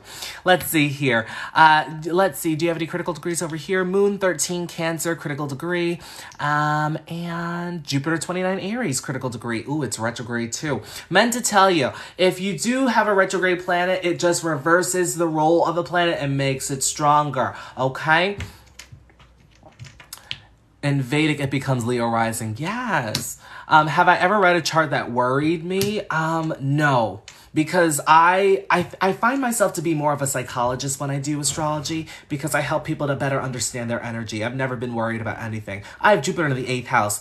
I've been through storms. Nothing scares me more, okay? Nothing scares me at all at this point now. No. All right, let's see here. So in this lifetime, you're really meant to focus on your mundane responsibilities, daily operations, work schedule, routine around personal development and physical health. That's best going to manifest through your spiritual development, spiritual liberation, as well as your establishing your connection with the unknown. It is really important here that you really pay attention to mental gymnastics or mind games because that could be karmic through hidden enemies, endings, or loss. Feminine energy, worth, value, money can also be that. Karmic relationships could also be in the play. Father figure could have been there physically but not emotionally. He could have also been absent altogether. Masculine energy and drive in general, that can also be karmic for you. So just watch out for that energy. Definitely keep an open mind with that. Now, I also will say you may have a chatty subconscious, so pay attention to any messages that come across your subconscious via your dreams. That will actually help you to further find a philosophy, a meaning of life, a certain belief system for yourself. I'm so sorry. This is actually in your 8th house. This will actually help you for your healing journey and your transformation, okay? Let's see here. You don't have anything in the 2nd house. Just be sure to find a balance between giving and receiving. Also, don't equate your money to your worth and value there. And for your Pluto in the 3rd house, definitely be sure to learn the power within your words, okay? Other people may project onto you from time to time because you're actually triggering other people's unhealed wounds, and you're leaving them with a choice to either heal or to project. Don't give in to the projection, you know? Also, with Scorpio, don't over-obsess with your communication either. Don't over-obsess with any thoughts or any mindsets at all, okay? That will definitely help you in the long run, too. Let's see, Jupiter and Aries in the 8th house. Yes, in whole sign and in Placidus. Thank you so much for reminding me, because I did say the 9th house, but I meant the 8th house, too. All right, so with Saturn and Uranus here, very unconventional upbringing, could have had an absent parent, could have been the father with this conjunction, okay? But whatever happened early on, this can definitely also indicate to me a harsh relationship with the mother figure, home and family as well. Perhaps maybe you didn't get the love and the nurture, the emotional caring that you yearned for early on. It is really important that you first and foremost find a place of belonging within yourself, giving yourself enough time to process your feelings and your emotions and not running away from them with Sagittarius on your 4th house cusp. All right. It is also very important that you get to know your intuition, learning your intuition and listening to it as well. This will definitely get better over a span of time. Anytime I see Saturn in the 4th house, I always say it's the chosen family aspect. You will always attract people that are like your chosen family. Could be biological, not knocking that out, but it usually 9 out of 10 times are people that are not within your biological family that definitely give you that emotional caring that you didn't get early on. Okay. Now, with your Neptune placement in the 5th house, just watch out for any addictive tendencies or escapism. But hey, you like to have fun. Nothing wrong with that. But just be sure that we're learning how to have fun, because sometimes you can either work too hard. Now, I will say having fun can have its karmic feel to it. So just watch out for having too much fun, or watch out for becoming unconscious when you're having fun as well, too, because that could take place, too. Conditional love with trauma for sure. Right. Oh, I did want to say that whatever happened within your early life, though, it definitely is going to help you towards your career status, I can see, and life's work. And we're going to get to that in just a second. Now, you don't have any Aquarius placements in your 6th house. You definitely do benefit from having some unconventional job or something that very few people know how to do. You could be the first within your day-to-day to do something. Do pay attention to your ideas in your day-to-day, because they can actually help you to manifest any future endeavors, thus contributing to your emotional fulfillment. All right. right? In a past life, you were definitely focused on spiritual development, spiritual liberation, all right, as well as establishing that connection with the universe, trusting the unknown. Now, this also came with karmic dealings. In this lifetime, you don't have that much karmic dealings. I know that you do have 12th house placements, but it's not so major with Pisces. Just don't fall in love with the potential in a relationship, okay? Also, be sure that we are not escaping through relationships or through business dealings as well. With any contracts, you definitely want to dot your I's and cross your T's, okay? With North Node and Jupiter in Aries in your 8th house, you're destined for longevity, thus also destined for a major transformation. You're going to go through a series of transformations in your life. It's because the universe is teaching you how to stand in your power and really aligning you with your dharmic path here, the path that you're meant to be on. So going below the surface, accepting the darker aspects of life and really making peace with your past here is going to help you to step into your power. It is really important that we're not rushing through our healing journey or rushing through any transformation that we're going through, because this is really pivotal for your path, okay? With Jupiter here, a lot of transformative experiences. Absolutely. I understand why you would want to probably rush through it and you don't want to dwell on that. I get it. I have Jupiter in the 8th myself, but a lot of wisdom is also going to come through this placement as well, and you're meant to share that with others, which is why you need to take your time, is because you never know who you're going to help to heal in your future, okay? So with Jupiter here, you can also come across an inheritance at some point. Just watch out for spending that frivolously, with that being in Aries, okay?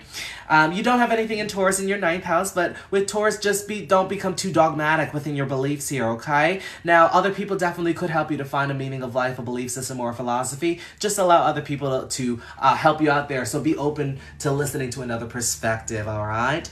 Let's see here. Gemini MC, jack of all trades, master of none, but you can always do it better than the master of one. Definitely meant to put your eggs in multiple baskets. Don't be afraid to do that. You're not meant to do just one thing, so don't niche yourself into a specific box, all right? That'll actually help you to heal yourself and heal others, all right? Because with Chiron and Gemini, you could have been gossiped about. People could have spread misinformation about you early on. It is really important that you find an outlet that best gets out those thoughts, those words that you didn't get to speak. It is also really important that you speak, journal, write, whatever best works with you. That'll help you to heal yourself and to heal others as well. Last but not least, you do have Moon in Cancer. Very intuitive placement to have. Also, a lot of emotional support from friends, groups, networks, and organizations. You also find emotional fulfillment through executing any future endeavors that you have for yourself. Very focused on the future. Just be sure to stay present when needed, okay? But I will say here that any future endeavors that you are manifesting for yourself, you need to have emotional resonation towards it. If not, it's not going to be worth it for you, all right? You do have a major grand trine here within the fire signs, so you're very much in alignment with your dharmic path naturally, the path that you're meant to be on. Just pay attention to Gemini, Libra, and Aquarius placements, okay? Because that's when you're going to, that's when that grand trine is going to be activated, all right? Or transits, I should say. Pay attention to those transits. But that's pretty much all I'm seeing for your chart for the most part. Thank y'all. Thank y'all. All right, let's see here. Who's next? Who's next? I'm just gonna move this way. All right. Is Leah still here? Hopefully it's not delayed. Ooh, didn't want to do that. Can you guys still hear me? Just making sure.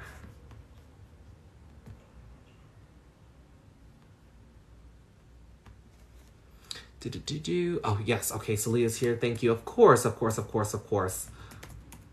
Anytime. Yes, you sound excellent. Thank y'all. All right, Genesis is up next. Genesis D is up next. Los Angeles. And 331.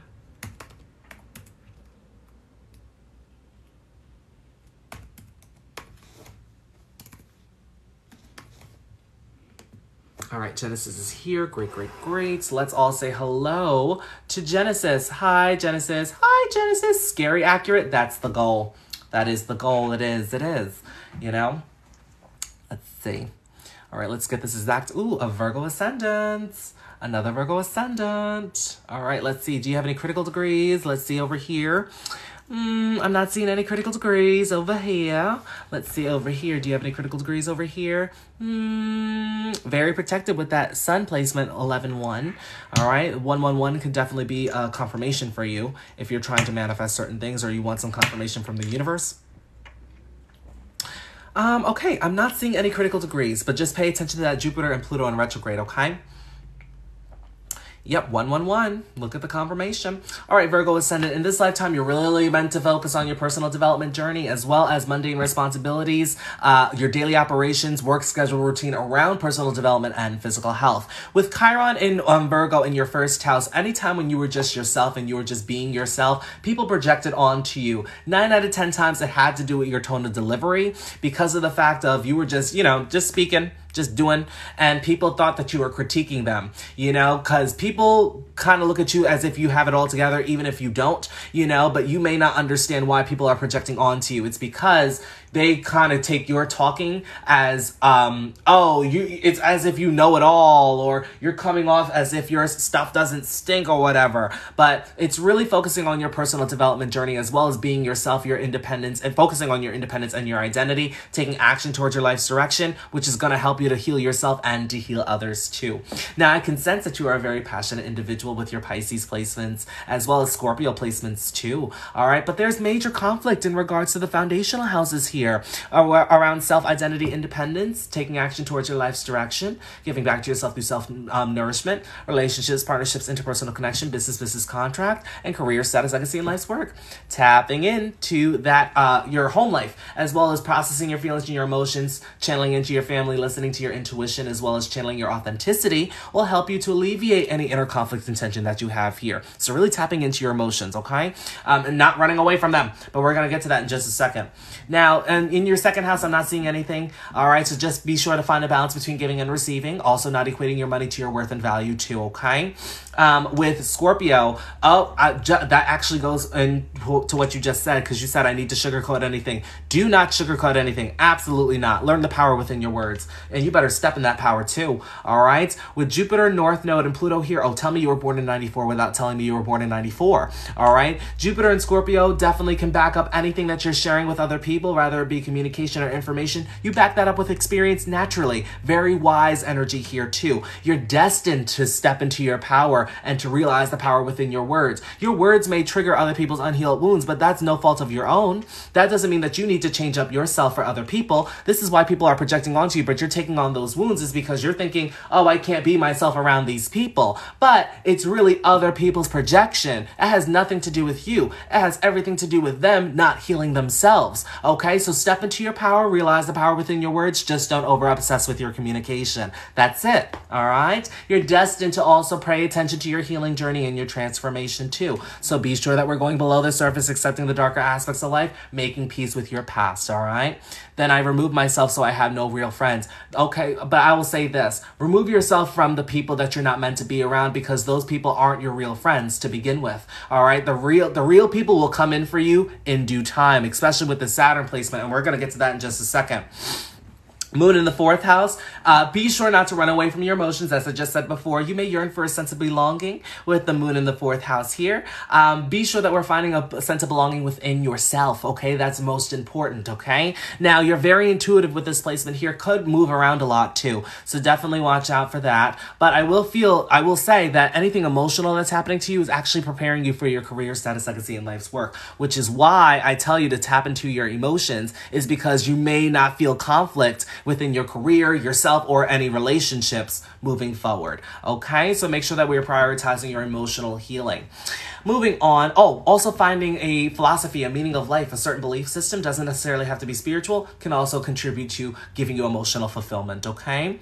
Now, with Uranus and Neptune and Capricorn in the 5th house, you may like to have fun in a very unconventional way, but you need to learn how to have fun and not work all the time with Capricorn being here. Just watch out for escapism, addictive tendencies as well. Just keep that in mind, okay?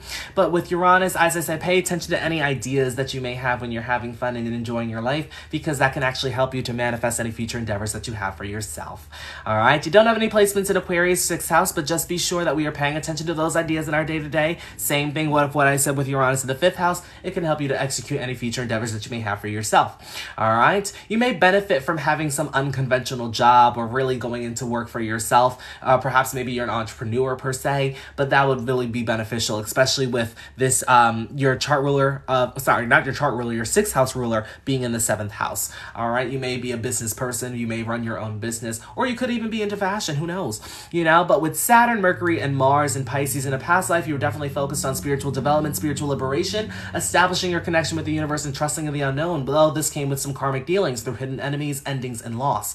It is really important to know that in this lifetime, you do have karmic lessons pertaining to these themes, but you can best learn yourself through these themes as well. And this is where you can best communicate too. This is also where you have energy and drive. It's just recommended that you don't rush through these themes as well. Of course, this is going to pertain to relationships, partnerships, interpersonal connection, business contracts. Now, with Saturn and Pisces, you're right now you're going through your Saturn return. Saturn really wants you to make your dreams a tangible reality by putting some structure and organization behind them as well. It is going to require a lot of hard work, but you have the energy and the tenacity to overcome these things. Now, also with Saturn and Pisces, this can talk about delays in relationships, karmic relationships, as well as challenges and obstacles starting up a business. You have the energy to get through it. It's just going to be challenging at first because Saturn's just trying to get you to master this area of your life, okay? Now, with Mercury and Pisces, you can best understand yourself or get to know yourself through other people, but make sure that you still have a connection with yourself or a relationship with yourself. It's the most important relationship of them all. Sometimes you may not understand where your information comes from, or people may not understand your communication or what you're saying. It's because of that Mercury and Pisces. It is in fall. It does require a bit more effort, but establishing that connection with the universe and really focusing on your spiritual connection or your spiritual development really will help you to better understand your communication and your information, okay? And you do benefit from having some sort of connection spiritually with other people as well too.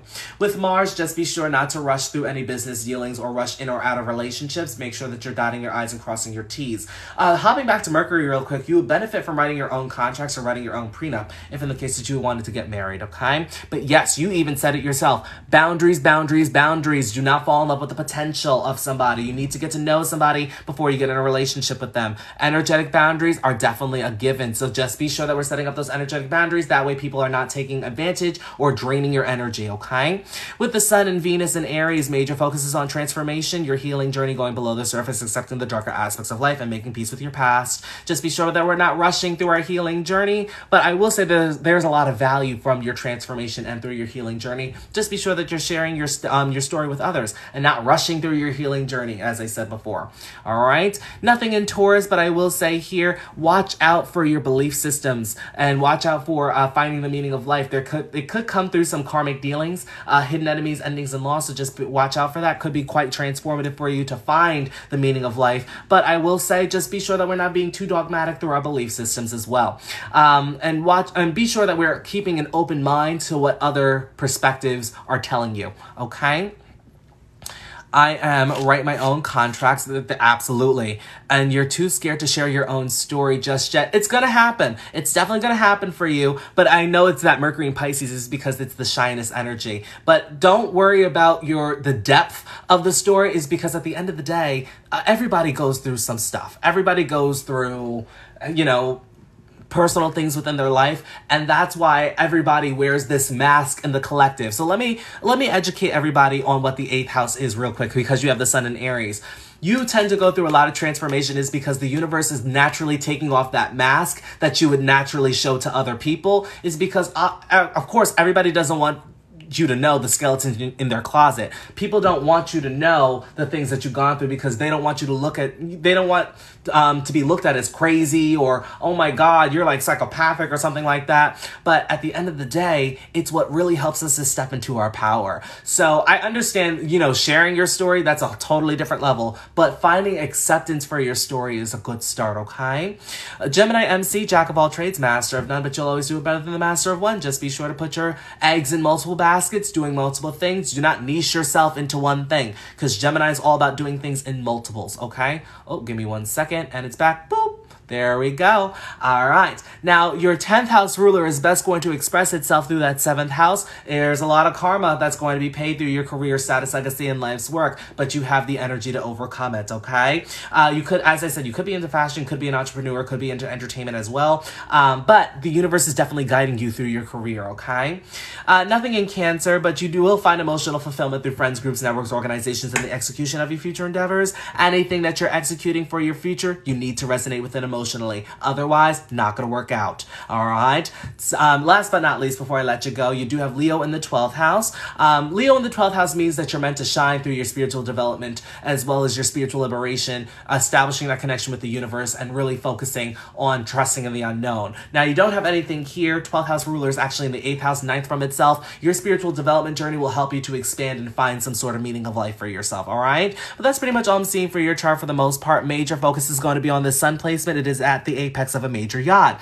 You want to pay attention to Libra aspects, Libra transits as well, is because then it's going to activate this yacht, thus bringing in a special purpose that you're meant to fulfill in this lifetime. When that yacht is activated, you need to pay attention to your transformation and your healing journey, all right? But that's pretty much all I'm seeing for your chart for the most part. Thank you. All right. Let's see. Thank you. Of course.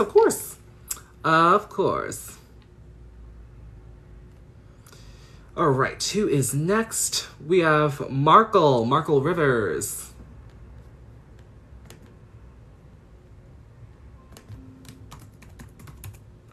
And let's see. Oh, did I?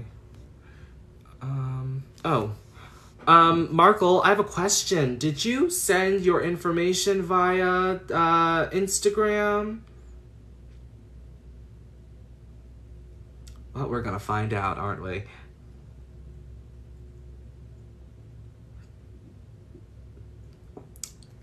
I sent to Cash App. Right. But I don't have your birth information, so I don't know what information to type in. Oh, I forgot the first. Oh, you never mind. I got it. Got it. 1, 2. I got it. I'm sorry. It was a couple of emails up, that's why. All right. Jacksonville, Florida. This show was recorded in front of a live studio audience at Nickelodeon Studios at Universal Studios, Florida. I've always wanted to do work like that. Like, when we grew up watching Nickelodeon, how they used to, like, after every show, Figure It Out was recorded in front of a live studio audience. I've always wanted to do work like that. Always. I feel it's a gift. Let's see here. Okay, 5/28, 1996. And definitely have a voice for it. Thanks. And 8:52. All right. Let's say hello to Markle. Hi, Markle.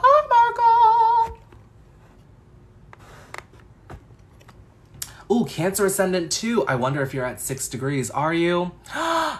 Didn't make the cut. But 11 degrees, still a favorable degree for you.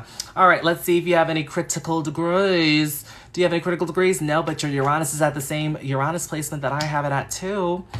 Let's see. Critical degrees? Nothing over here. Let's see over here. Do you have any critical degrees? I'm not. Oh, we have the same moon placement, I'll tell you that. But no, you don't have any critical degrees. Look at you.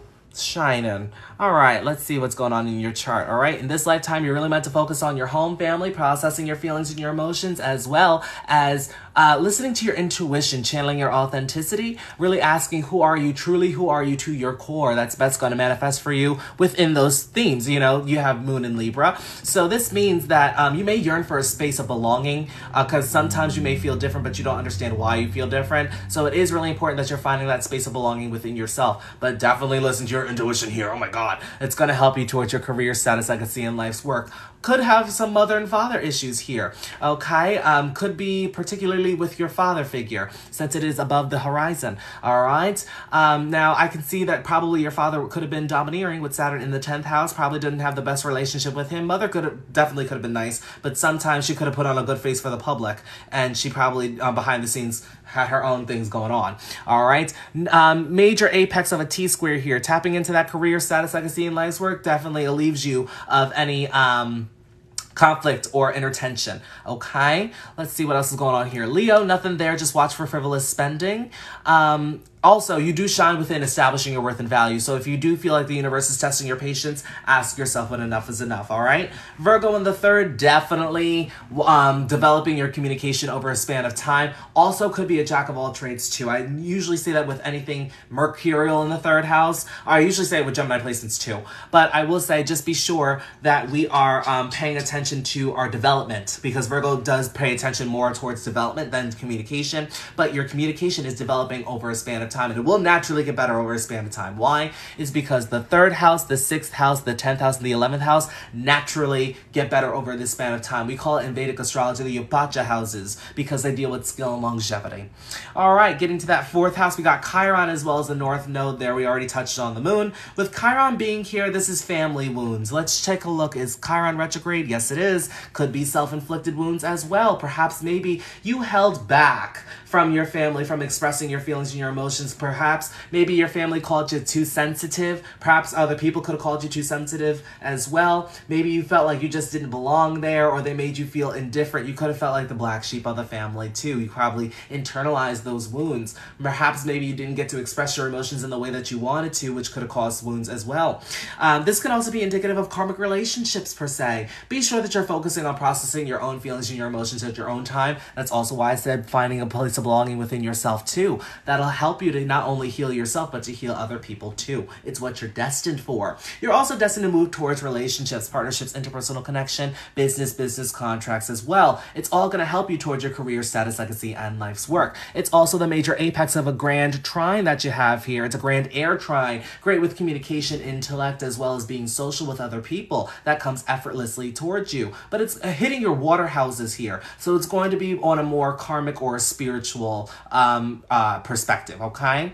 Let's see here. Nothing in Scorpio in your fifth house. Just be sure not to have too much fun. You can have fun, but not too much fun, because then it can turn transformative, all right? Also, watch out for other people trying to tear you down because your expression could be intense or intimidating for them. That's just triggering their unhealed wounds. Don't give in to that projection, all right? Moving on to Pluto in Sagittarius in your sixth house. Major focus is going to be on mundane responsibilities there. I don't know who instilled in you early on that you need to be productive in order to make an impact in society, or in order to feel needed, but you don't need to put in the work, and you don't need to be productive at all hours of the day or burn yourself out in order to step into your power. That's not how it works. You know, you do yearn to be of service to other people, but you have to do it at your own pace, you know? And sometimes I do, with this placement, I have this placement too, but it's really important that you don't overwork yourself just for the sake of being of service to somebody else, or just for the sake of somebody saying something kind for you because of how much work you put in. People will notice you, but you also have to step in your power and realize that you have to focus on your own personal development journey before you can help others, okay? And don't let other people make you feel bad because you're putting yourself first.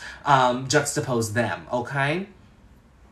Let's see what else is going on. Jupiter in Capricorn. In a past life, you were definitely focused on career, status, legacy, and life's work. Could have been somebody prominent in society in this lifetime. You may yearn for that career success and the recognition. And this is actually where you have a lot of gifts and talents, okay? But this is going to pertain to relationships, partnerships, interpersonal connection, business contracts. A lot of people that can come into your sphere here. It is important that you do not just like push everybody off to the side, but this can also indicate another indicator of karmic relationships, because Capricorn is ruled by Saturn, and Saturn is the planet of karma. So you could have a lot of karmic relationships, a lot of delays, but a lot of people you may have a lot of options. That's what I'm trying to get at. But just be sure here that we are discerning what is for us and what is not for us, because Neptune can tend to really let us fall in love with the potential. So watch out for that as well. Getting to know who these individuals are before getting to know them, okay?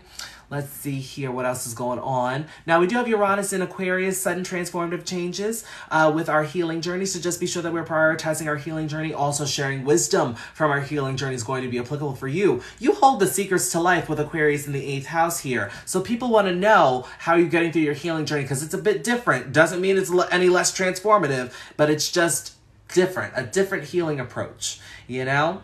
Let's see here. Pisces MC in your 9th house there. No major placements other than the MC. I also have Pisces MC. That's why I'm your Pisces MC, Trevor Quincy. But I will say here, just be sure that you're establishing some sort of connection with the universe and trusting in the unknown, because this will really help you towards your career. You're being guided here naturally, but if you have Virgo placements especially, you're meant to learn the process of getting to that vision that you see in your mind, because you can see the final result, but it's all about getting there, all right, and taking the tangible steps that are necessary to get there, okay? But with your Virgo IC, you naturally know these things, you know, so I don't really have to tell you. All right, let's see what else is going on. Saturn and Aries in your 10th house.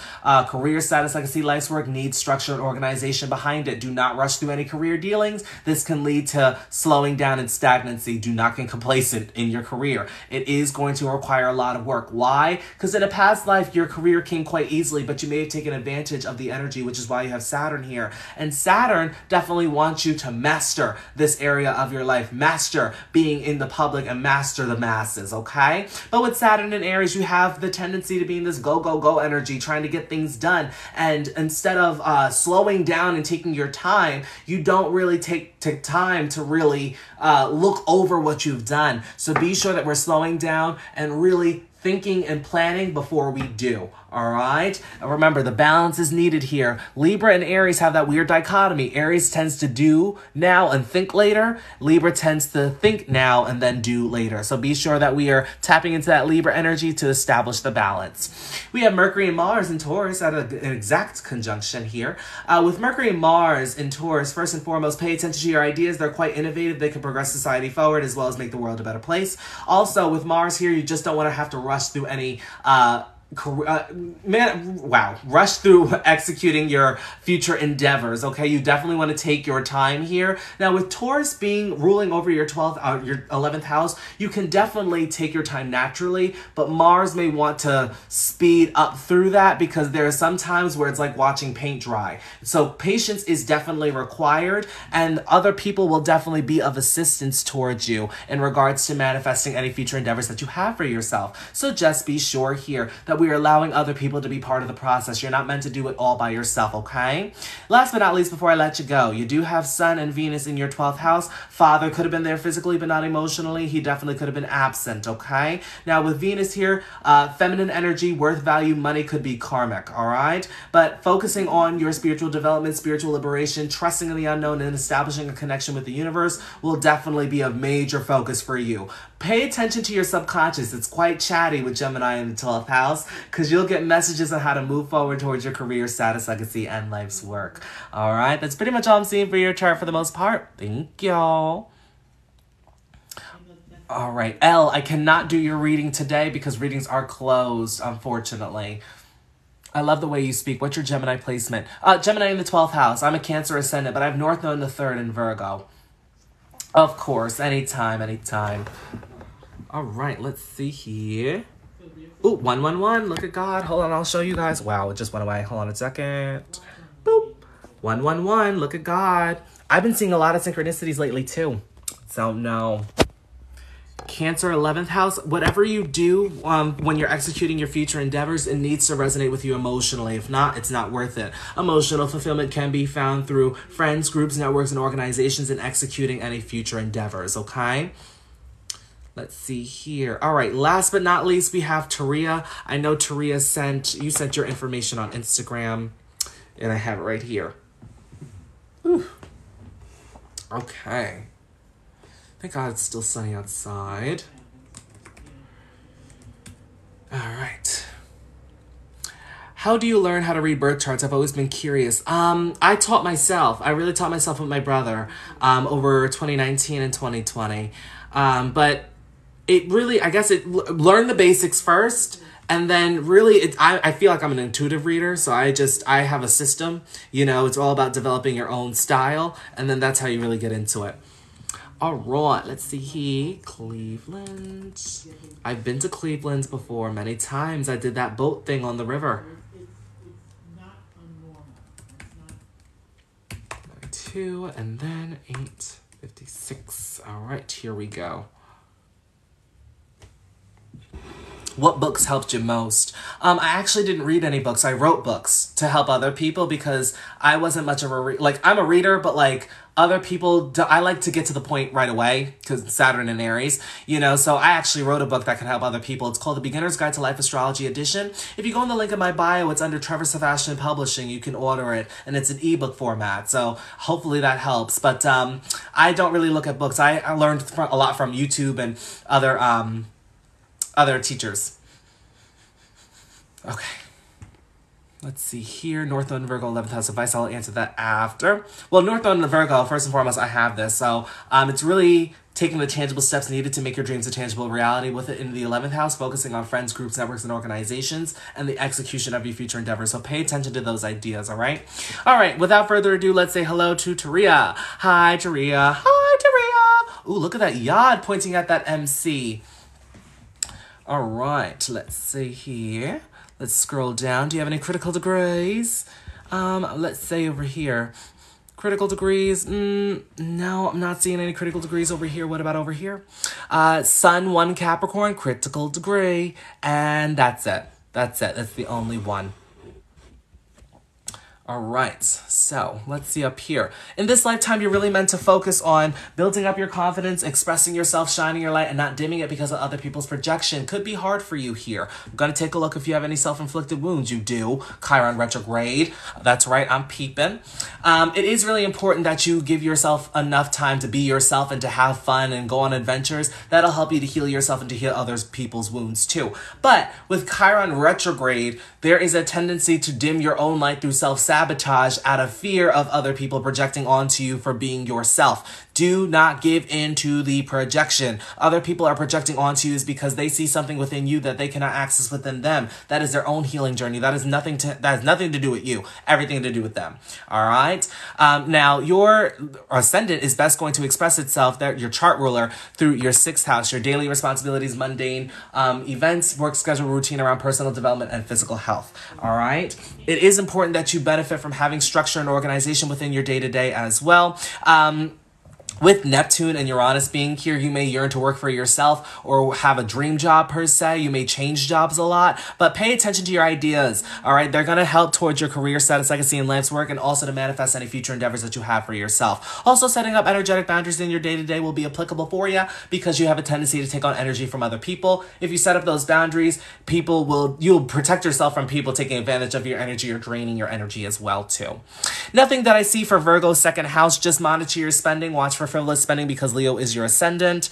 Jupiter and Libra, anything that you say or speak to other people, that any information that you share, you can naturally back it up with experience. People naturally like to hear what you have to say. Just watch out for the lecture Larry, preachy, teachy energy. That's it, you know? But Jupiter here, a lot of gifts within communication and developing your skills, and it naturally gets better over time. You actually have natural gifts pertaining to knowing other people, pertaining also to relationships, partnerships, interpersonal connection, business contracts. All right, Pluto in 4th, definitely a transformative upbringing here. Could be a generational curse breaker, intense situations happening early on. It's really important here that you let go of any emotions that no longer serve you and anything that's no longer within alignment that helps you to step into your power, just as long as you don't over-obsess with it. And this is going a trine to Mars through your energy and drive. This is part of your spiritual development journey. Just be sure here that we're not rushing through our spiritual development as well as rushing through our connection with the universe, because then that could be quite transformative for you. It can also lead to years of undoing psychologically, okay? But jumping to that Mars and Cancer real quick, you need to face your emotions head on, because if not, that can lead to violent outbursts and lashing out. We wouldn't want that, okay? Watch out for manipulation, emotional manipulation, actually. Your energy and drive, motivation could also be karmic for you. Masculine energy could be karmic for you, as well as your nurturer, caretakers could also be karmic for you. So just watch out for that, all right? 5th house in Sag, we have Mercury, we have the moon. Do we have the North Node too? Yes, we do. All right, so we have Mercury, the moon, and the North Node. You're destined to build up your confidence and to express yourself and to shine your light, but you're also destined to find the meaning of life through building up your confidence and enjoying life through recreation. All right, it is very important because this is what's going to give you emotional fulfillment. And you're meant to share your story, your wisdom, your experience with other people as well, okay? Because this is where you can best be expressive, all right? right? Don't be afraid to hold back, but do watch for lying energy, okay? Because that's just not going to work. It's not going to make the cuts, all right? But let's see what else is going on here. Oh, I wanted to say, when you're expressing yourself emotionally, this is what really helps you to heal yourself and heal other people, and it helps you to step into yourself, okay? Already went over Capricorn, Saturn. In a past life, you were definitely focused on friends, groups, networks, organizations, and the execution of your future endeavors. In this lifetime, this is where you have karmic lessons, though it's what you value the most. It is important here that with Saturn in the 7th house, you're learning a lot about relationships, partnerships, interpersonal connection, business contracts, because you're meant to master this area of your life. You may yearn to be understood in relations, as well as you may yearn to have some sort of friendship with other people, somebody that naturally understands where you're coming from. You need to learn how to understand yourself before getting a relationship with others. That way, it makes it easier for other people to relate and understand you. With Venus in the 7th house, natural charm, definitely great placement to have. Just watch out for people pleasing. That could be applicable because Venus tends to put other people before itself, okay? Now with Saturn in Aquarius, definitely need some structure and organization around friends, groups, networks, and organizations and the execution of your future endeavors. All right, great for business, not so great for relationships, may cause delays. But after your Saturn return, which you already went through, this can mean long-term relationships. Nothing in Pisces, just be sure that we're not escaping our transformation and our healing journey as well. Nothing in Aries, just be sure that we're not rushing to find a meaning of life, a philosophy, a religion, or a belief system. Now we have a Taurus MC. Whatever you are building for yourself, it is really important that you require patience, okay? Because whatever you're building is going to be around for a very, very long time. It's also at the major apex of a yod, okay? So paying attention to Scorpio energy or Scorpio transits. Right now, your yod is being activated. So pay attention to your career, status, legacy, life's work right now. Tell me what's going on. Because right now, the South Node in Scorpio is activating that yod. And then, of course, that lunar eclipse is going to further activate that for you. So just pay attention to your career, status, legacy, life's work. Now is not the time to start anything new. Just pay attention to what's going on and go with the flow. All right? With Gemini in your 11th house, nothing major focus here. Just pay attention to your ideas. Oh, by the way, before I get to that, your 10th house ruler is 10 places from itself. So karma could be paid through your career, status, legacy, and life's work. You do have the energy to overcome that. With Gemini in your 11th house, nothing major to focus on, but you need to pay attention to your ideas. They're quite innovative and they can progress society to move forward. But don't put your eggs in one basket. It's definitely, don't be afraid to do more than one thing to see what sticks. All right, but that's pretty much all I'm seeing for your chart for the most part. Thank y'all. All right, so that is pretty much it for today, everyone. I think I'm gonna head out and go. I'm just gonna delete that. Be sure to like and share to get us out there. And if you're not already doing so, be sure to follow me. That way you get notified every time I go live. If you're watching the pre-recorded version, like, share, subscribe, all right? Today is Wednesday, May 3rd, 2023. Until next time, I fare thee well. Take care, everybody, and happy Wednesday. Goodbye.